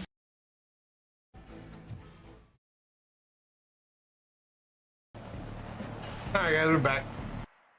Let me get the camera up. Is it gonna let you see it? Oh, wait, hang on. Yeah. Hang on a second here. Why is Fumes not? Game capture software. Why? Why are you no capture? Maybe it's this one. This window? For some reason the game has 2 exes. Why is it different? There it goes. Okay, well. This game, here, I'm gonna quit real Fumes. This game is an indie game that just released into early access, because of course it did. It starts up immediately when you play it. Like, and I have played a little bit. I have played a little bit, so I'm not gonna start from scratch like I normally do. There it goes. It starts like this. So Fumes is basically an open world car shooter. Yeah, that's kind of the point. That's kind of it. You basically hunt down other cars, carry cargo and other shit in this open world part, and I don't know what that is, but my car is definitely a little bit lower. Basically, when you start off, you go against this massive boss that just kills you. And then you start the game properly. So what I'm looking for is a few things as I drive through. I am looking for cars to destroy because I want their parts.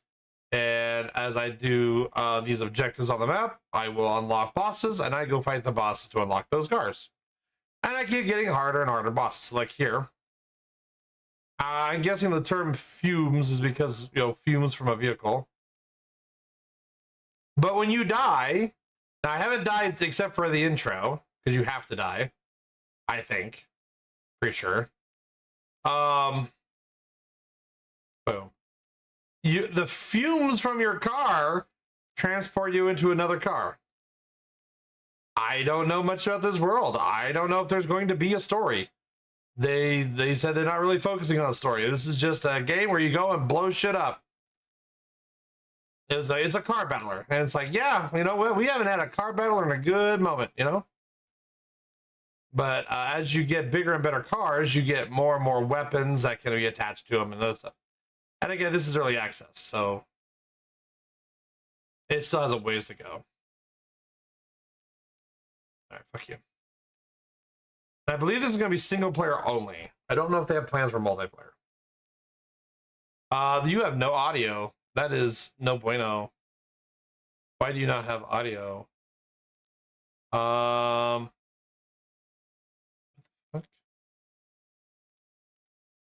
When I see when I minimize it, it does.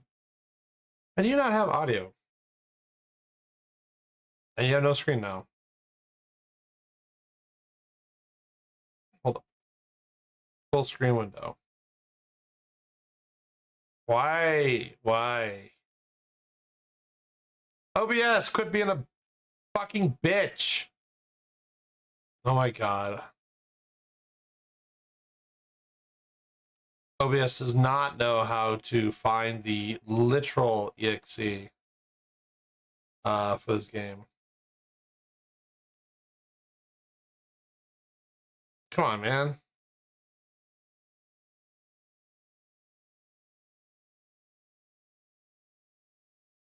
It's like when I switch from doing non-game stuff to game stuff, sometimes OBS completely shits the bed, and I don't know why. You know, you think that the system is designed to fucking do it. Like, I have game capture specific window. The window would be fumes.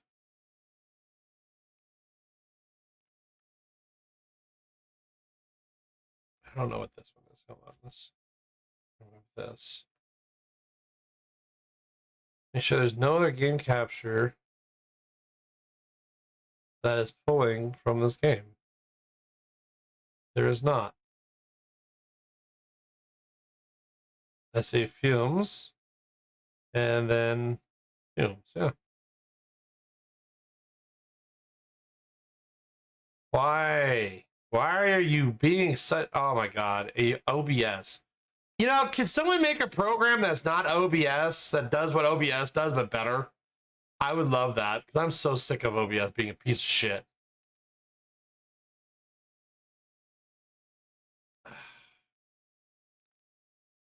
See, that worked.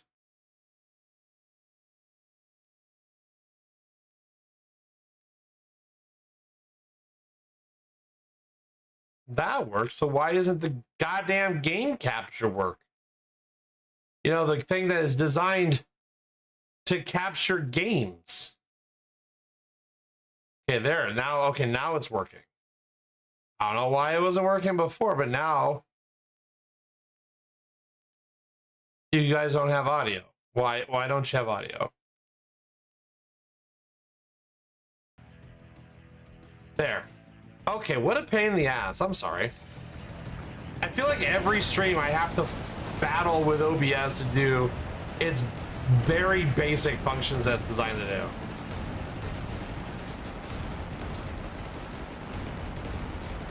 It's way more awesome when you have actual sounds. There. Alright, so now I get my rewards. What did I get? Auto shell gun. Oh, I got some bullets. A monster suspension. I got some cargo. Oh, I got a pull skin. Okay. So the cargo is important, and I don't know why.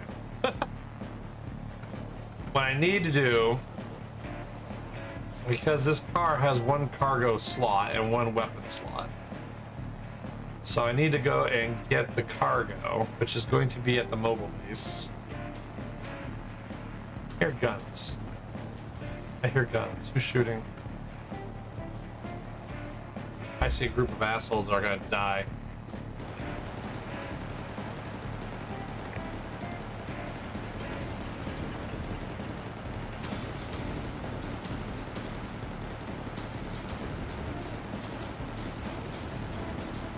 But I think the premise is really interesting. I kind of hope they do get a lore to this game. But we'll see how it pans out.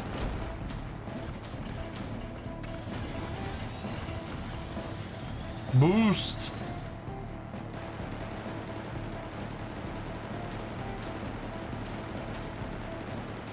But I'll show the car customization in a moment.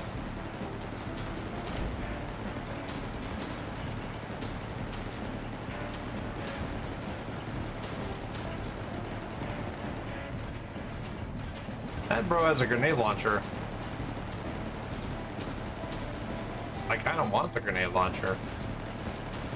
Will you give it to me if I kill you?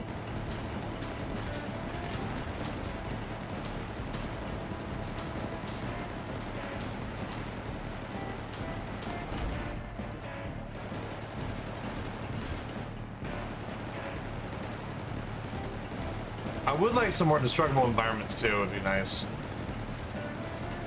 This bastard is really dodging my shit.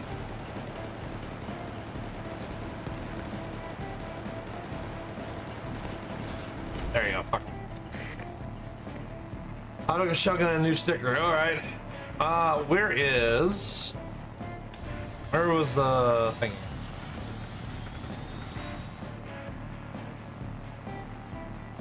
Bow, bow.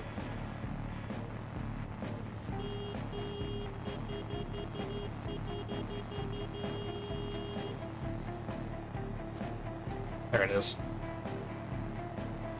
I also like the mobile truck. It reminds me of Spy Hunter.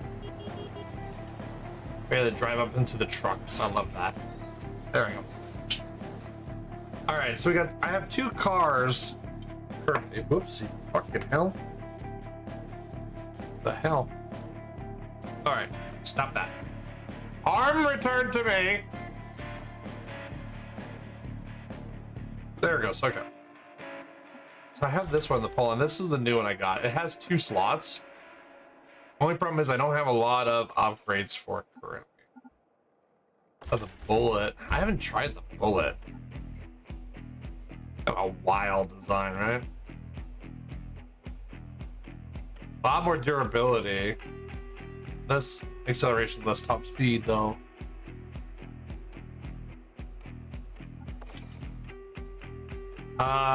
So we have the automat shotgun. I'll show you. Cargo small. See, I do need to do the cargo. So we'll upgrade that by merging them. So I can have the cargo spot. Oh, I thought I got cargo. So if I don't have cargo, I'm just gonna put the gun onto it. And then on the hood, we'll do the auto shell gun.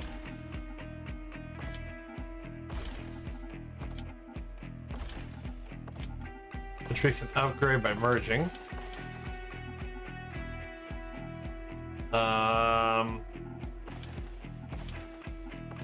My mouse button, I want to do the auto shell gun.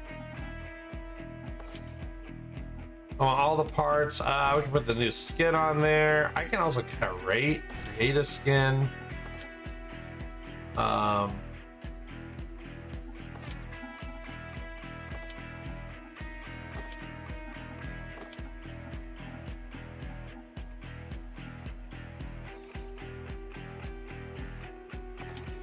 Progress. Yeah, I need to do the convoy hijack mission. Apparently, you also can make custom skins in this and import them, which is kind of cool. We'll just do that. And we'll exit. There we go. All right, I need to get to the convoy, which is over here.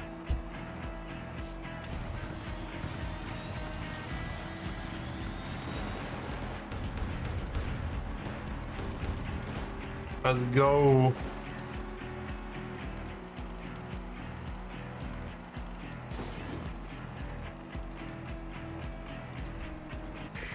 I haven't done a convoy before. 7 Niners and hijacked the cargo transporter. Well, there goes my car, I think. Maybe not.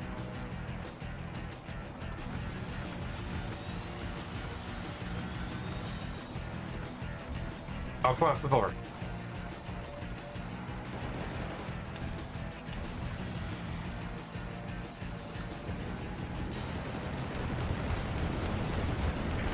Oh yeah, you fucked. Yeah, I have like no acceleration when he's taking threats.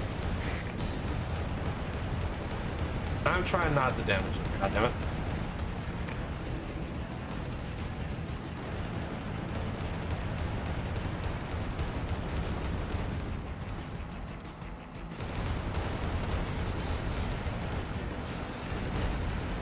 Now, if they want to stay in front of me, that's fine too.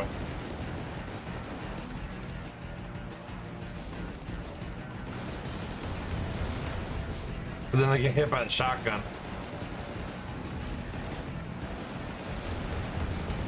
Eat shit.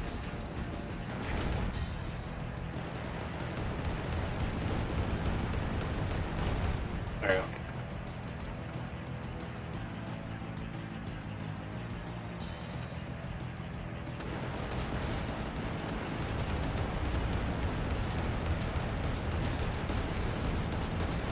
Now, I don't know if these cars are driven by people or what, because again, when I died and they start, the purple smoke just goes to another car, so I don't know what that means. Like, is everything just running on fumes? Is that like how the world works? I don't know. I'm kind of curious. This is definitely a post-apocalyptic kind of landscape, or maybe just normal Australia, but still. You fucker, gotcha. Wish list me. I don't get the drive. Okay, now I just had to destroy the things. Auto shell gun. Or half track. Okay. Cargo small. Moon lover. 4 cargo packages. Okay, so what I need to do, I need to get to my truck.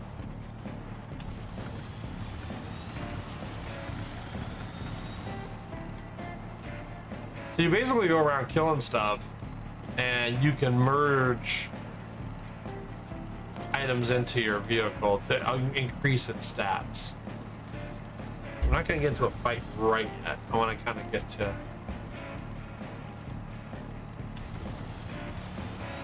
this ting over here.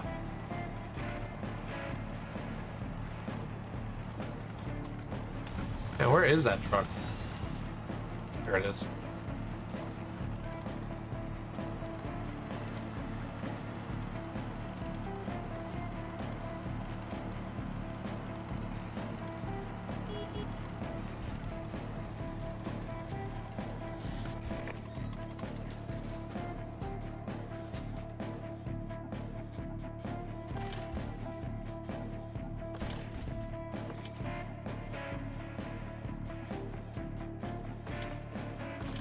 Half track must be this.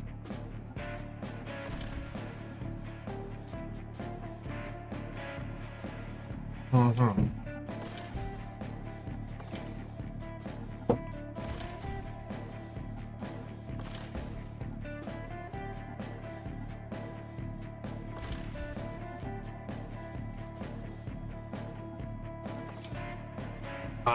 So the top one I have to have is a cargo.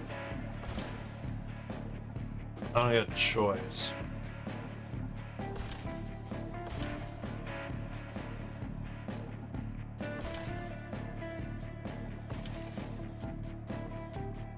But I have to deliver the car. Front, let's just do the auto for now. Then now I can go fight Beetlejuice. But I also want to do these too. Then you find more ripper. I don't know what happens when you do these. As not stated. Oh, hey, grass. I did not expect to see grass. I do see a emboss that way. I do see a scrapper here.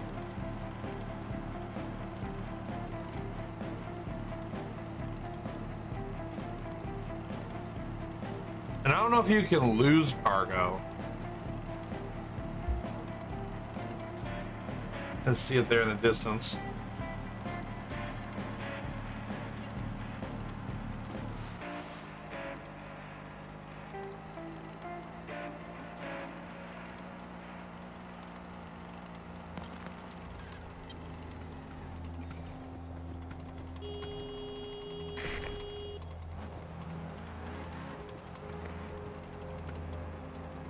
I need to go get the other two.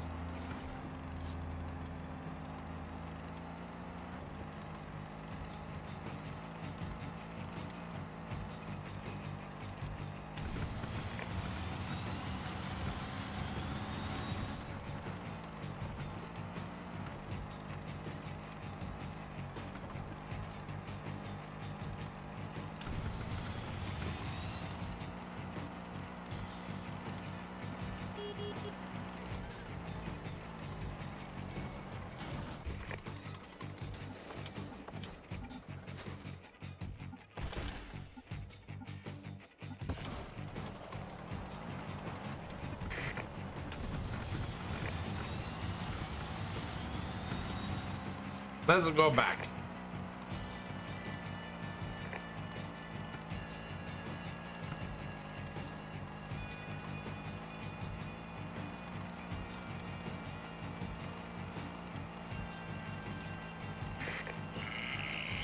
Oh shit. No, you can't have my cargo. Eat shit. Yeah, you don't get cargo because I already delivered it. Fuck you.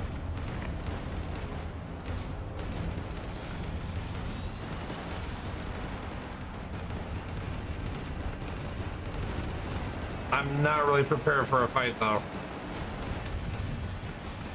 Where's the damn truck? I can't shoot behind me. But I have a little bit more durability than before.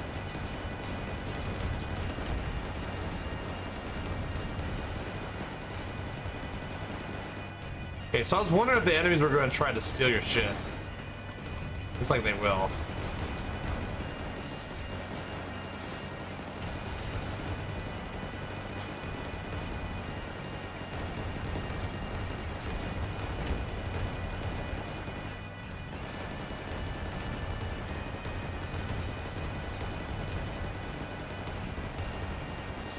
Oh my god, you're circle strafing assholes. Not good enough though. I'm almost dead. Fuck. It sucks not having my top mounted gun, but I can only put cargo on the top. I couldn't put it anywhere else. Get him, come on, get him, you son of a bitch. Got him, Jesus Christ.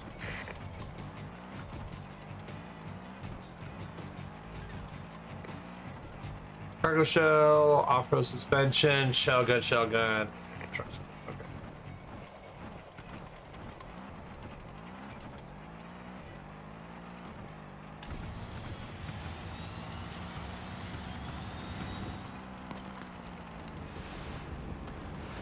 The hell? Well, they're not shooting me, so I ain't gonna deal with it. Not yet, anyways.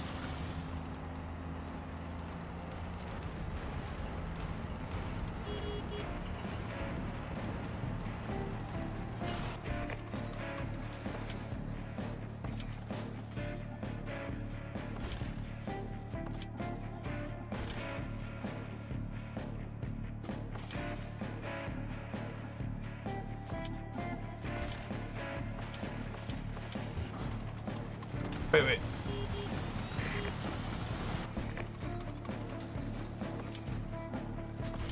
That's the automat.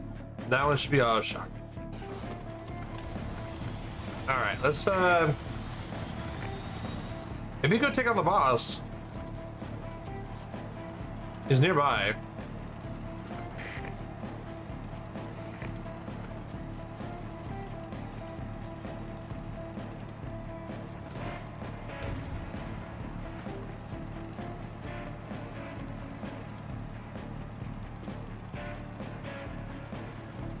Alright, who we got?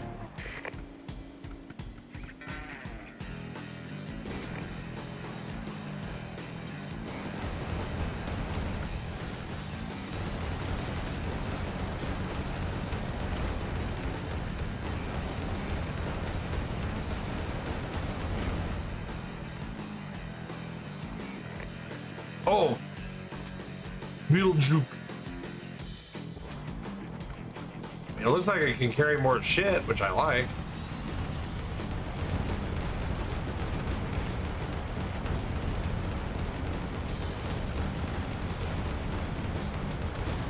A fast fucking man.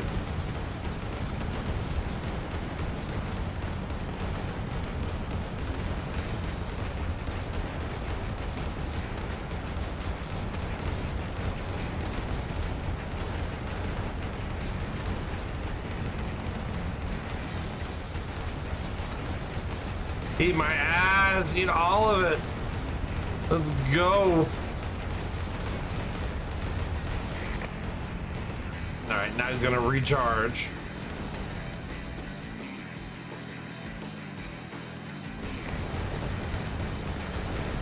Yep, basically kill me. I don't know if there's a difference between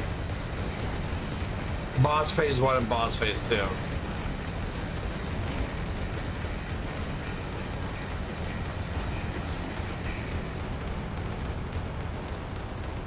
He's definitely faster, it seems.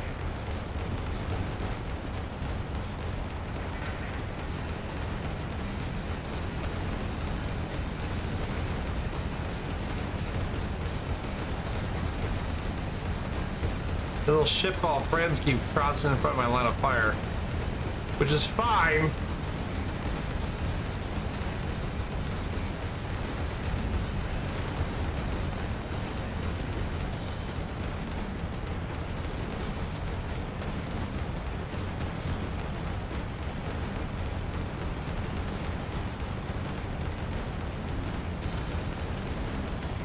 I love how the HUD kind of bounces and jaws when they hit. Is there a first person mode, I wonder? Not really.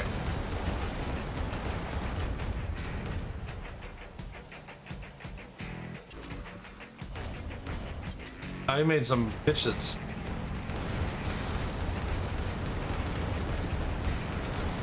Ain't gonna help him though, cause he dead. I think I get his truck. Get wrecked. Yeah, see, like I'm sucking up his purple essence. Like, what is that? I'm very curious. It's interesting. It's different. Like, is everything here just like a purple essence, like purgatory or some shit? The juke body. Medium cargo. On monster suspension, automat, palm sock, beetle bob, juke skin, new sticker. All right, back to the truck.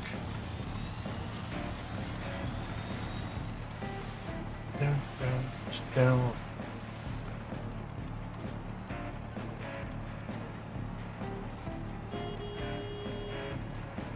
Back to the scrapper.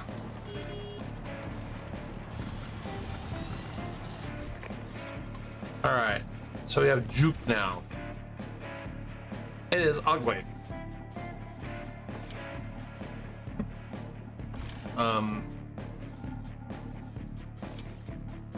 What slots they got? 1, 2 weapon slot. Ooh. Okay. Oh, it doesn't have any. Oh, there's no op weapon at all, huh?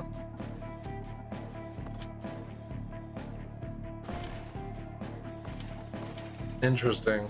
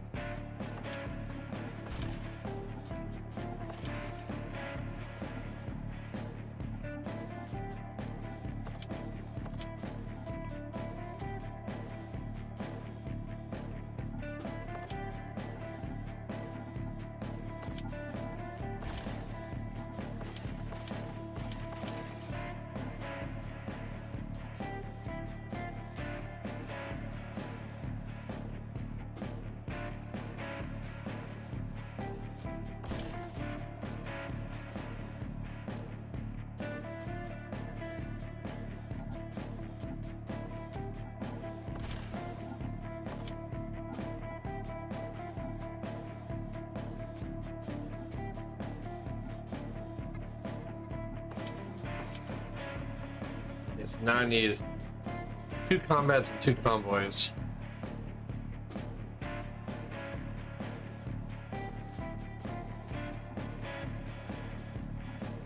So I really can't put none of those 2 back slots. It has to be cargo. Oh no, that can be a weapon. I can put a weapon there. I put medium cargo there. Oh.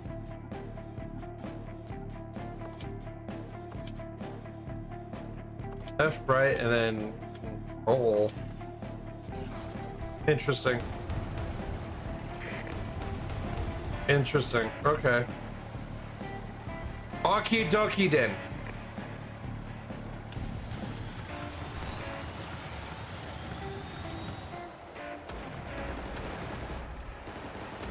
That's kind of wild. That's cool. Well, let's go find some people to beat up.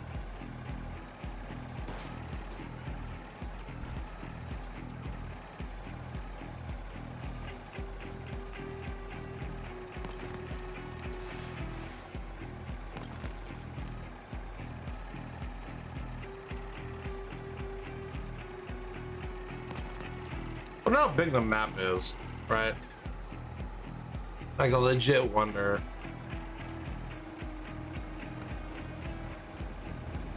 Well, here's a whole lot of people who want to die.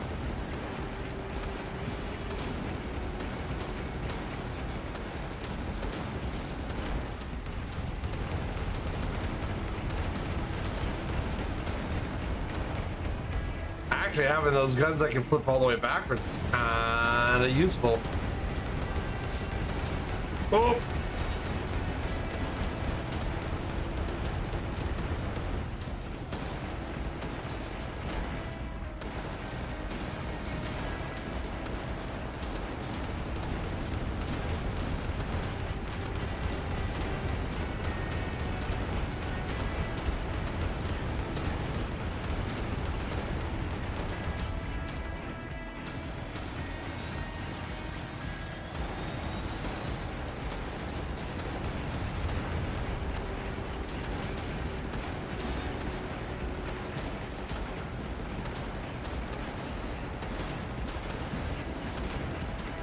Jesus, come on.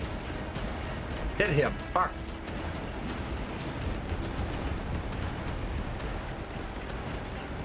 At least you heal after every combat.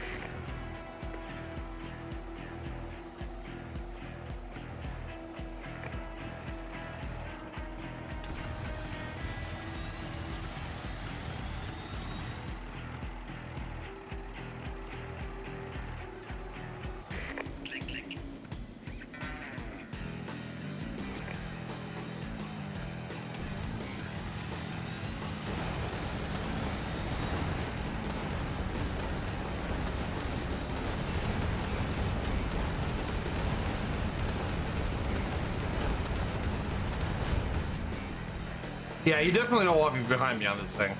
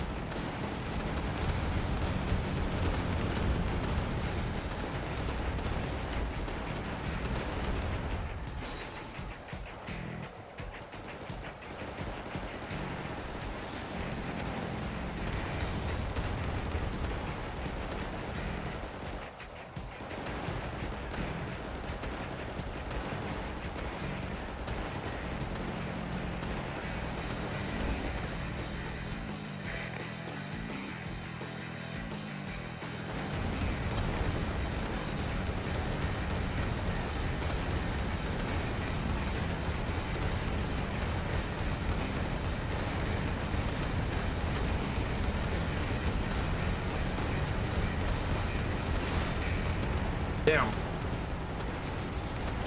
Get fucked.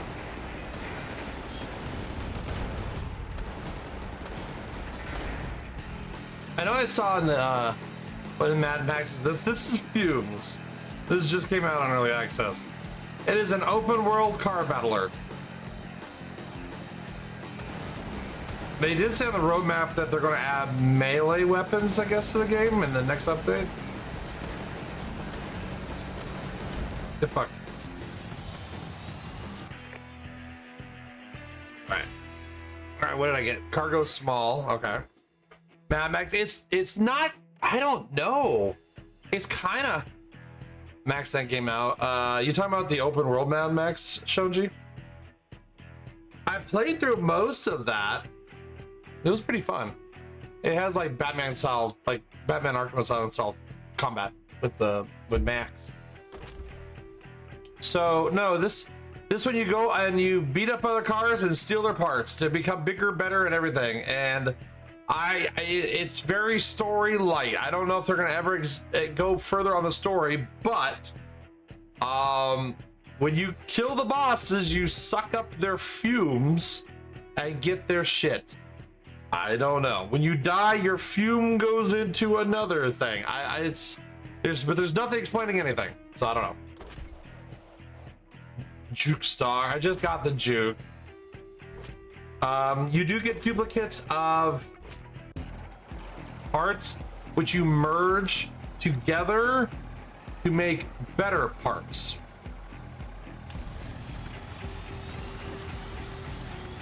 And I just got the Juke, and the Juke has basically 3 hard points. I just upgraded from the car, which had 2. But you also have to have a cargo spot so you can haul cargo. Let me merge some shit. Where's my truck? But yeah, it doesn't. So there's nothing regarding the lore. Whoops. But let's see if it'll do it. There's apparently this weird thing if you stand still. Because people are genuinely asking, like, what's the lore? Because there's some weird shit. Apparently if you sit still long enough, I guess plants, yeah, see, the plants attack you.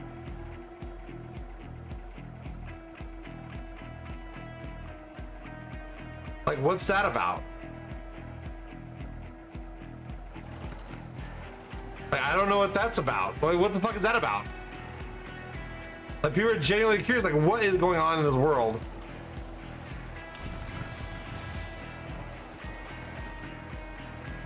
Multiplayer, I think, would be cool, but I don't know if it's ever gonna have multiplayer.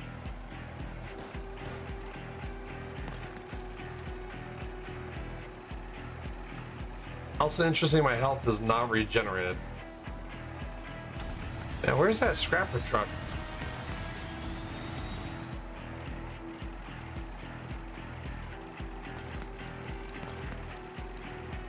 So when you start this game, like I was saying before, you do go up against a massive bot. This thing is ginormous.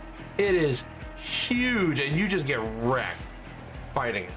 I don't know if that's like a final boss or what. There's some enemies. They're all fighting each other. I don't give a fuck.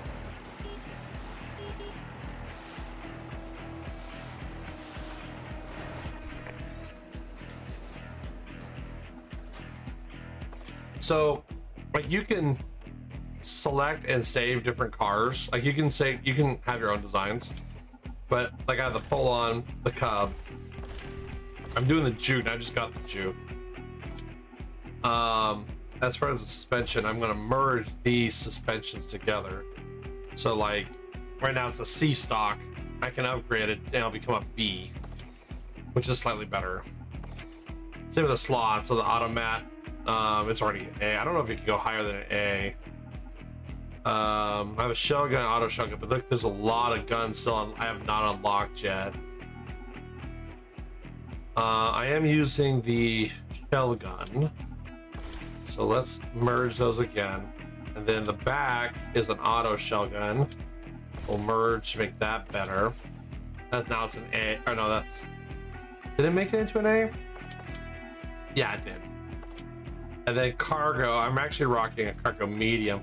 So I need to get cargo because well, I'll get to that in a second. So you can actually also toggle off on and off parts of the car if you want, depending on what you want. Skins, I'll show in this all. Like, you have the Beetlejuice skin that I just got from killing the one boss, but you can also customize your skins, make stickers and all that shit. Let's say I did one battle. I need to do another battle in 2 convoys to unlock this boss and fight him, but I don't know what these are. Right, so I've delivered 6 to a Ripper. It says status hostile. I don't know what any of these actually mean. Like, there's no explanation. The game doesn't even really have a menu. You just start. You just go into it.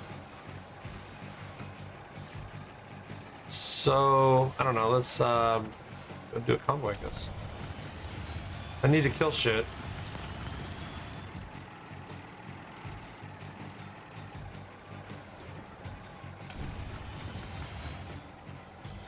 One thing is, this is not a very fast thing.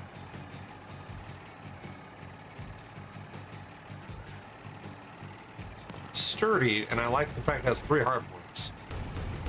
Yeah, that's very nice. The controls are very smooth too. It plays very well. Don't let the transport get away. Yep, working on it. I almost wish you could take over the transport and drive it after you beat the enemies.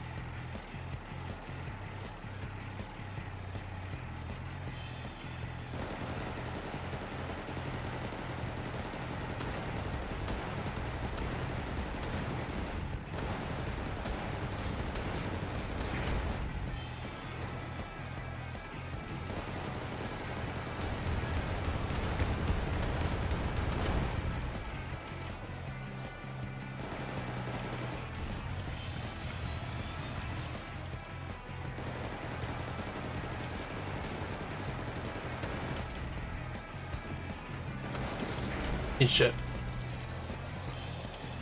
I've seen mine launchers, I've seen grenade launchers. Fuck.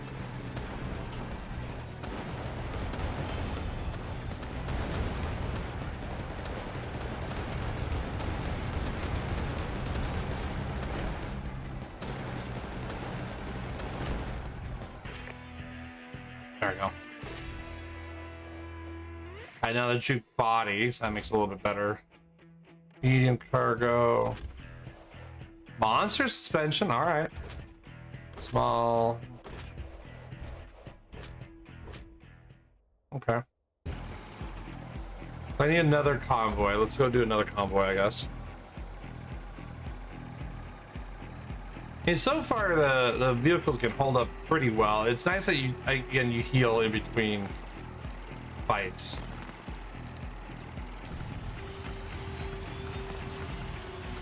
Hey buddies, you guys look like you're full of shit.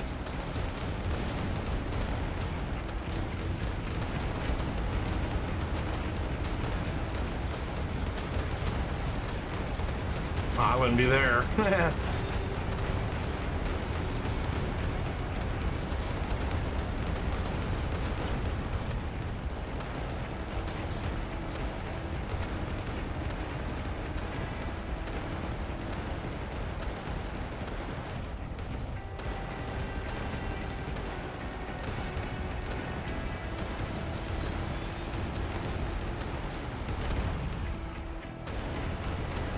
There you go. And all of them? Yeah. Stickers and a bunch of stuff I can merge. But I've been having a blast playing this on the Steam Deck.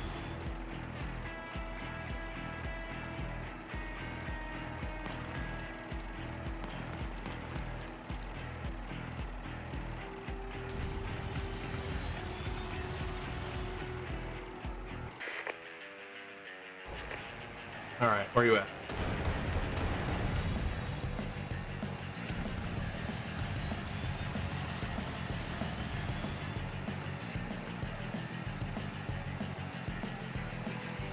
I think they can only have a bundle right now going on with this game. You can get this game, and I think another one that's like a racing game, but with RC cars. It looks kind of neat.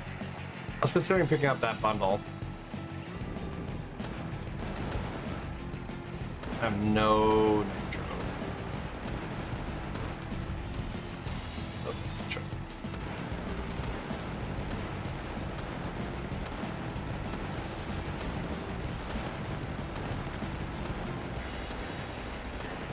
Come on.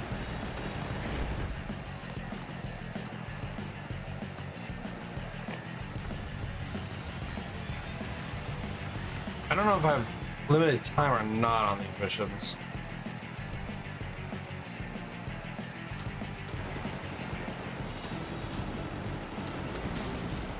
Oh my god, it's a flamethrower. Oh my god.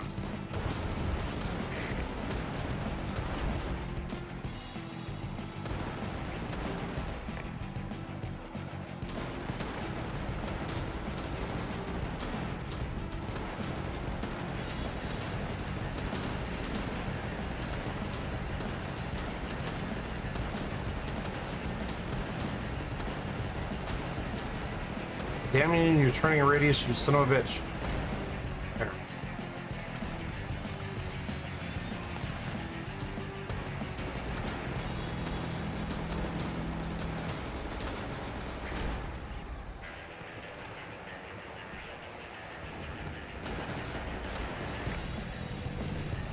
He's got a fireball launcher or some shit. Now you don't.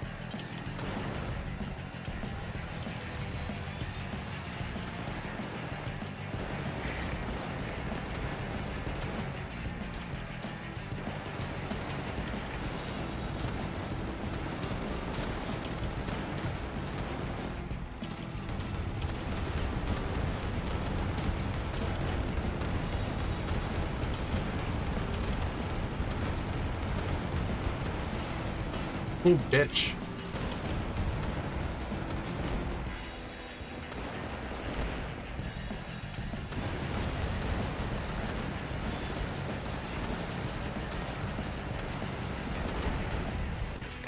There. Shotgun. Rotted suspension. Half track, off-road, shotgun. One cargo. Really? After all of that, I only got one cargo package? That sucks.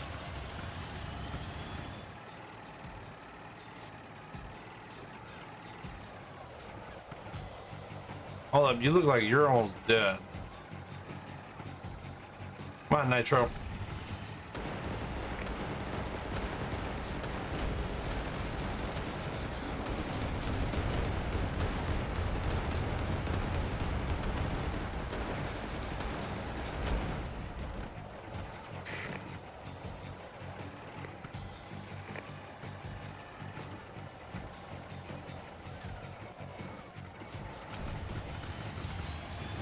Womp.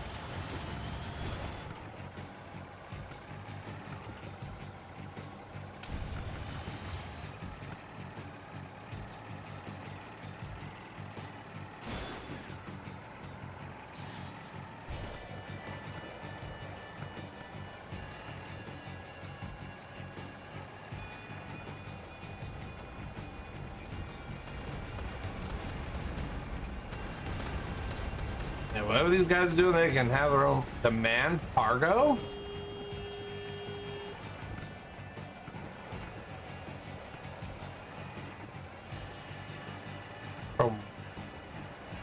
What? Oh, okay, so it can just throw me cargo. I didn't know you could do that. I was wondering, so that way you don't have to just go in. As long as you got cargo spot, it'll just toss the cargo to you. Here, have some cargo, whatever that does. 7 out of 20. I need 20 pieces of cargo to satisfy it, whatever the hell it is.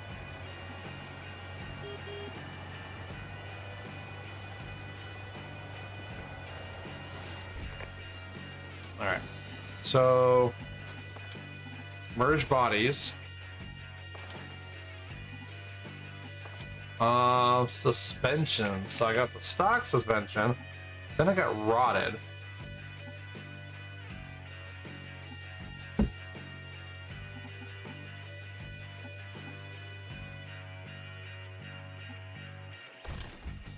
I don't like the monster though.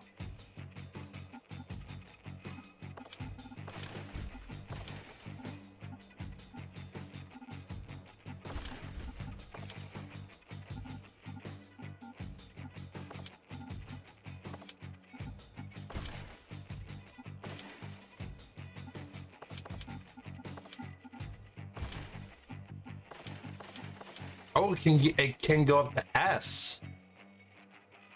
Huh.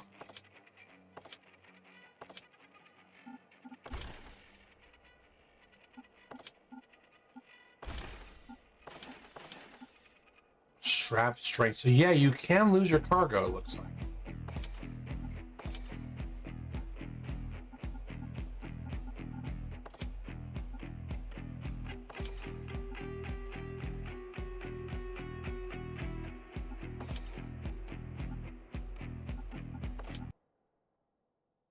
Huh. Oh, I need one more battle. Now I'm a monster truck. Hell yeah. Oh. Does not turn well though.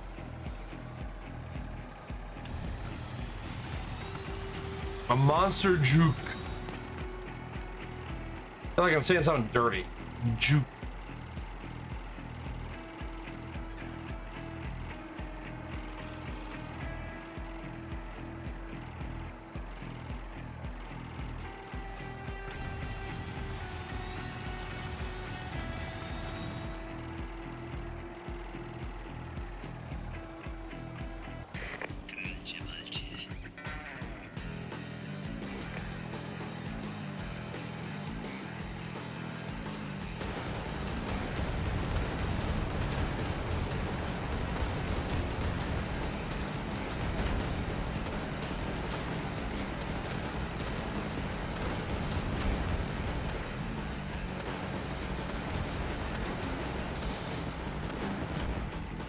Damage.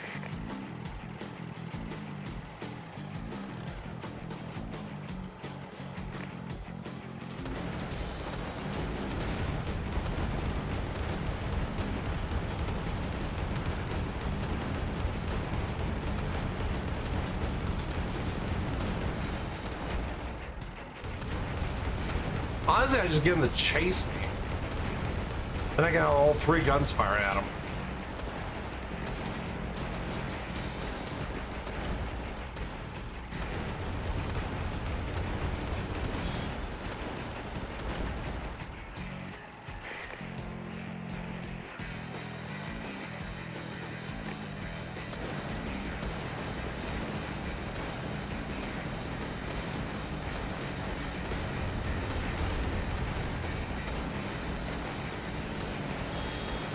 Ow.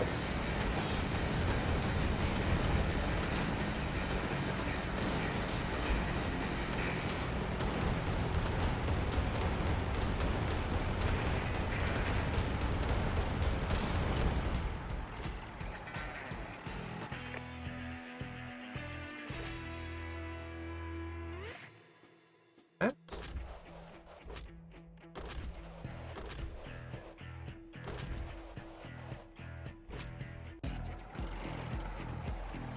And now I can fight the boss. Is there a new car I can get for the long drive?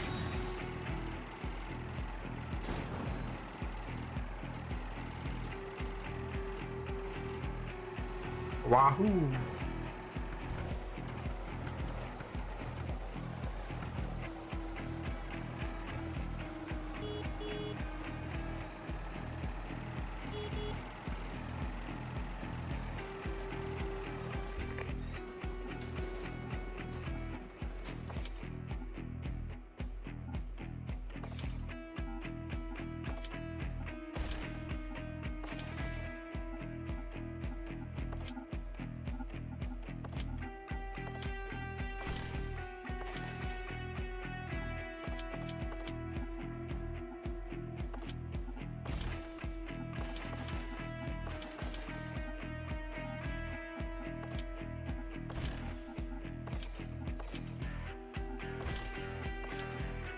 Alright, now I can go to the box.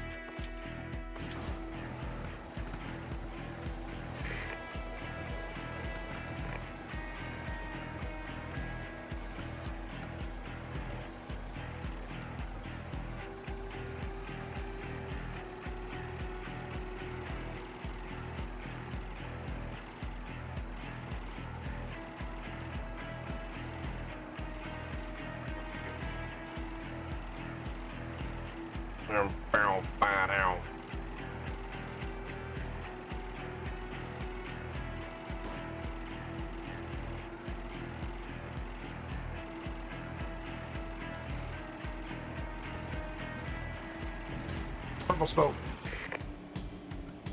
Call the boss. Who's your damn boss?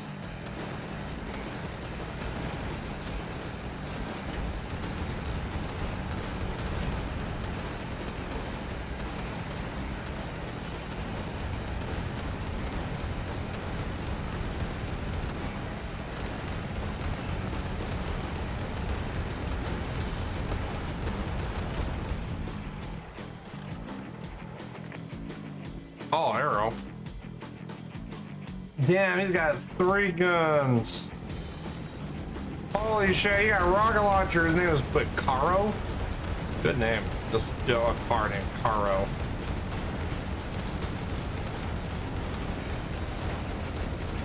Jesus.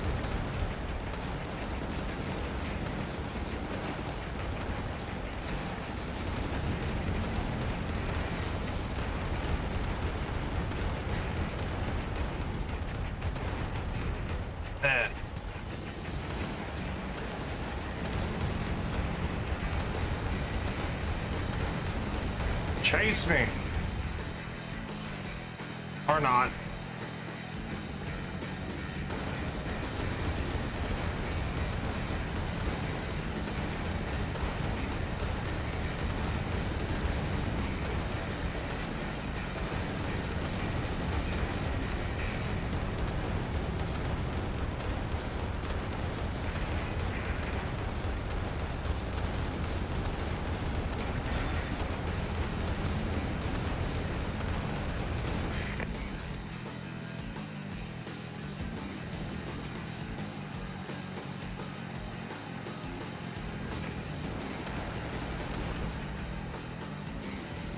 Nice. Oh, if you... Okay, so if you kill his little shit buddies, he has to spend some of his life to get them back.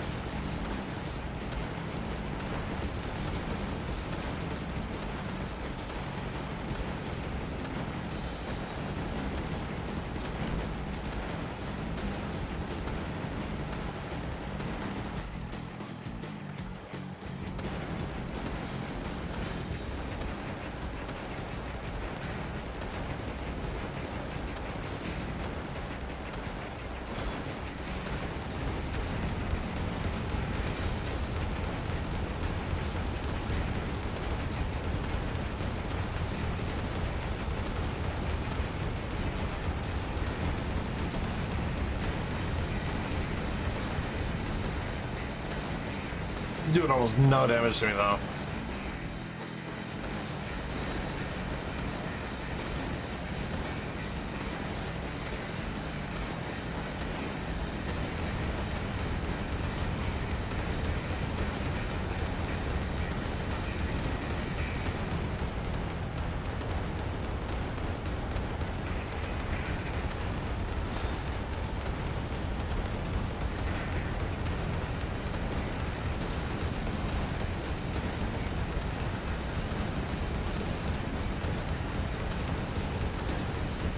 Damn, come on.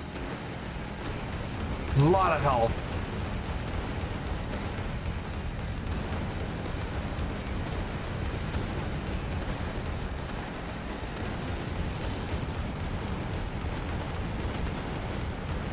There we go.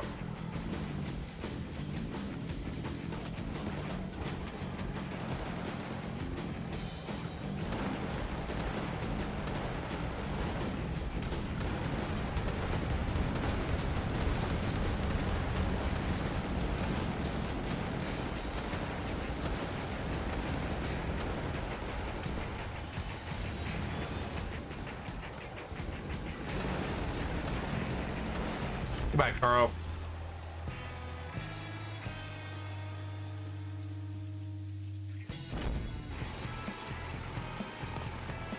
There, he's sucking up the fumes of the boss. Just don't know what that does.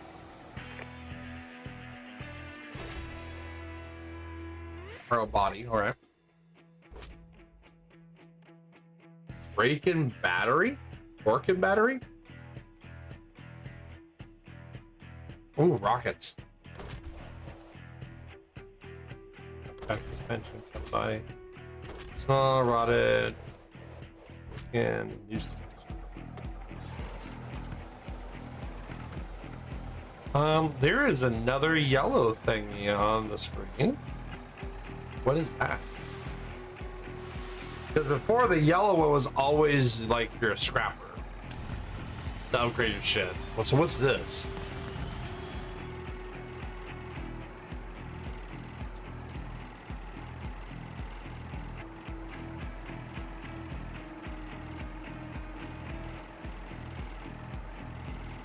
It's blue smoke. Oh, it's a race. I don't like races.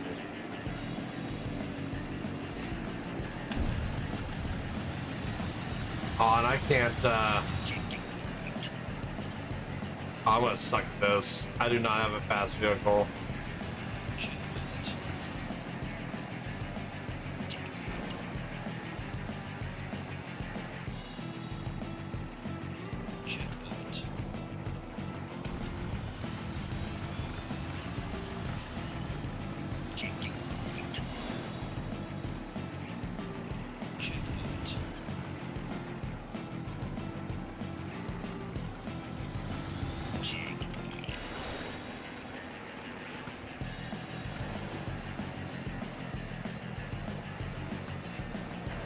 Oh, where the fuck am I supposed to go? Oh, okay.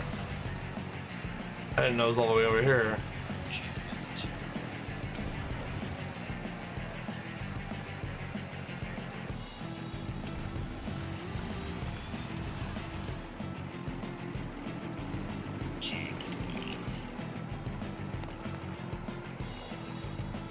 Yeah, this is not designed to do this shit.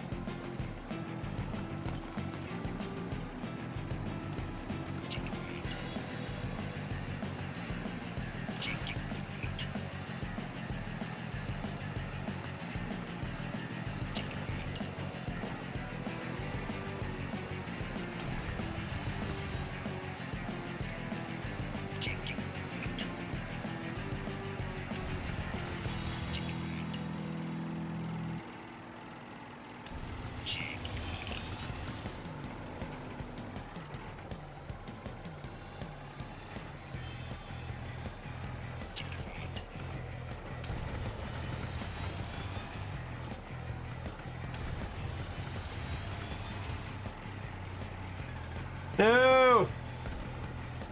Fuck!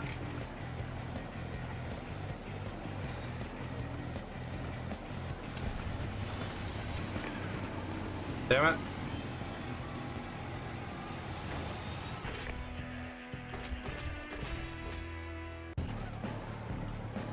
Alright, I know what those are. I don't want to do this more. I don't want to do those. Races suck.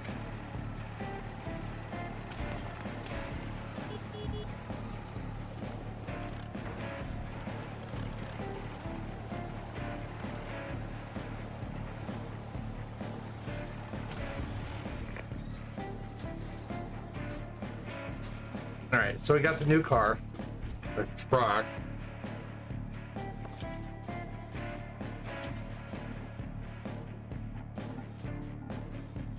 Automat on top.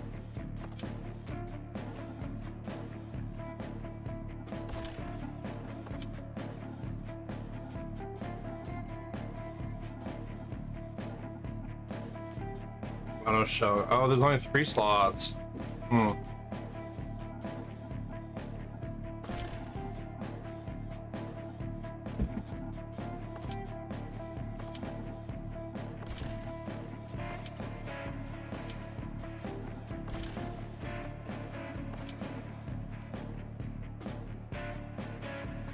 The cars along gates. Each try is different. Okay.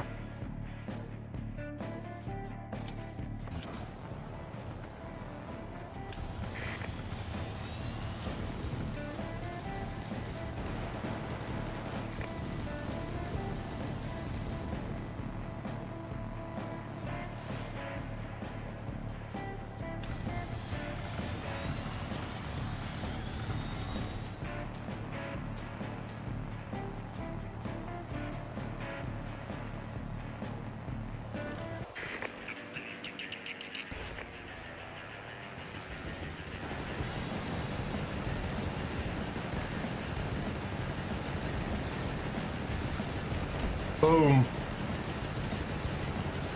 Boom.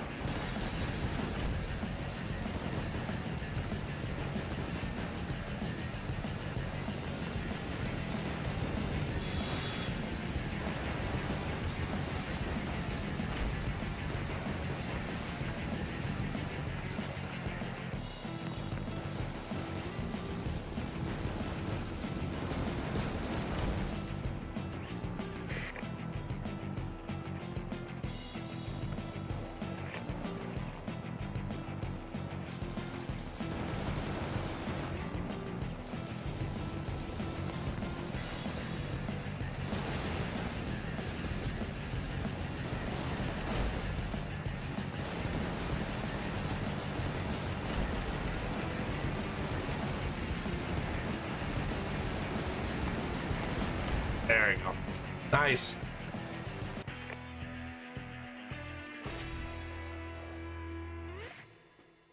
New body. Man, off-road suspension. Rover suspension.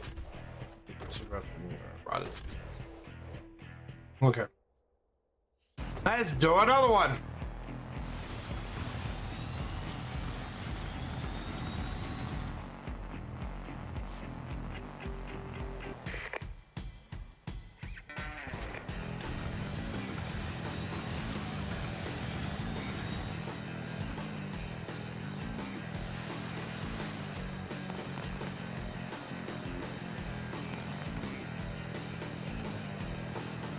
Whoa.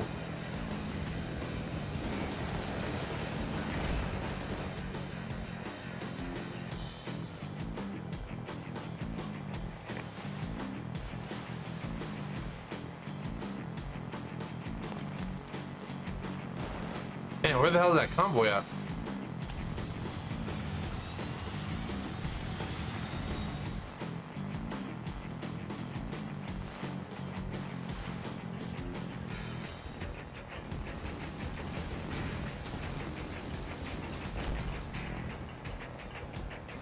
There it is. Shit.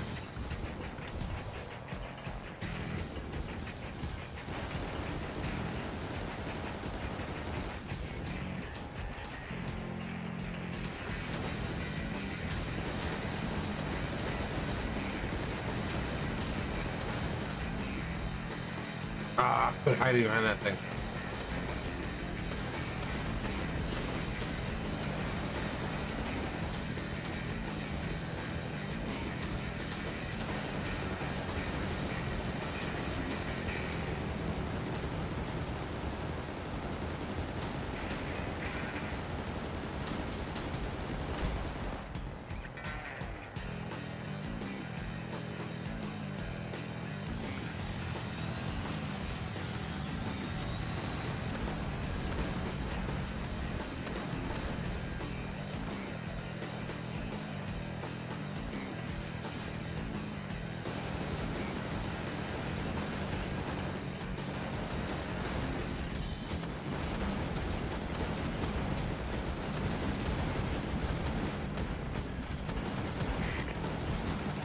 I want this guy to I'm trying.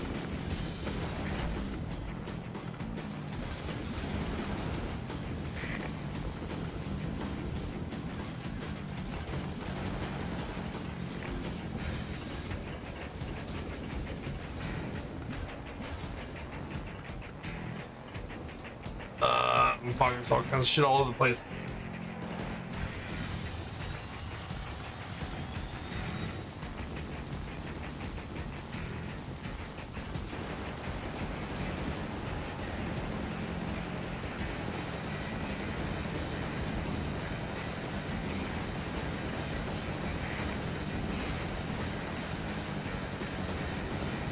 Jesus.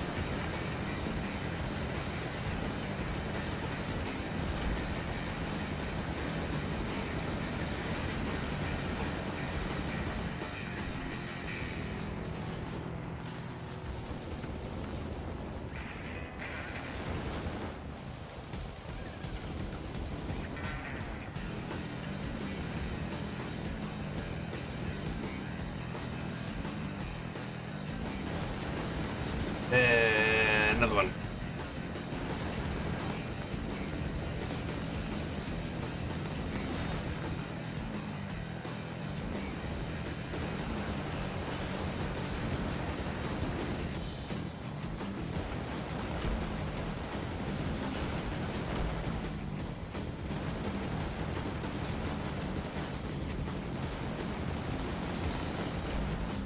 Okay, there we go.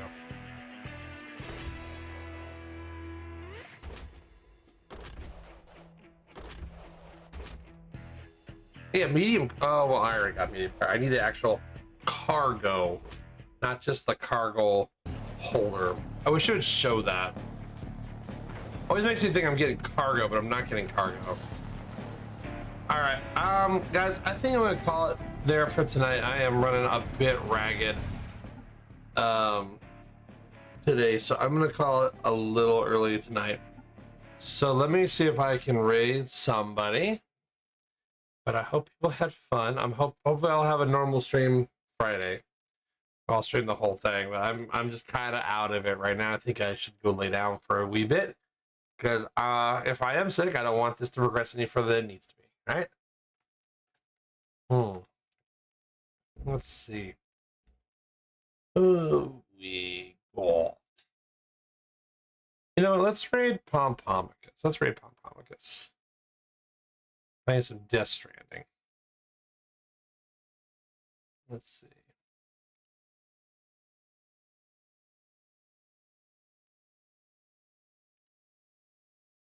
All right, we're gonna get this raid going. All right, guys. Well, it was fun. I hope people had a good time watching. I know it's a little different than normal, but hopefully it was entertaining. Hopefully people are gonna want to go to Gen Con.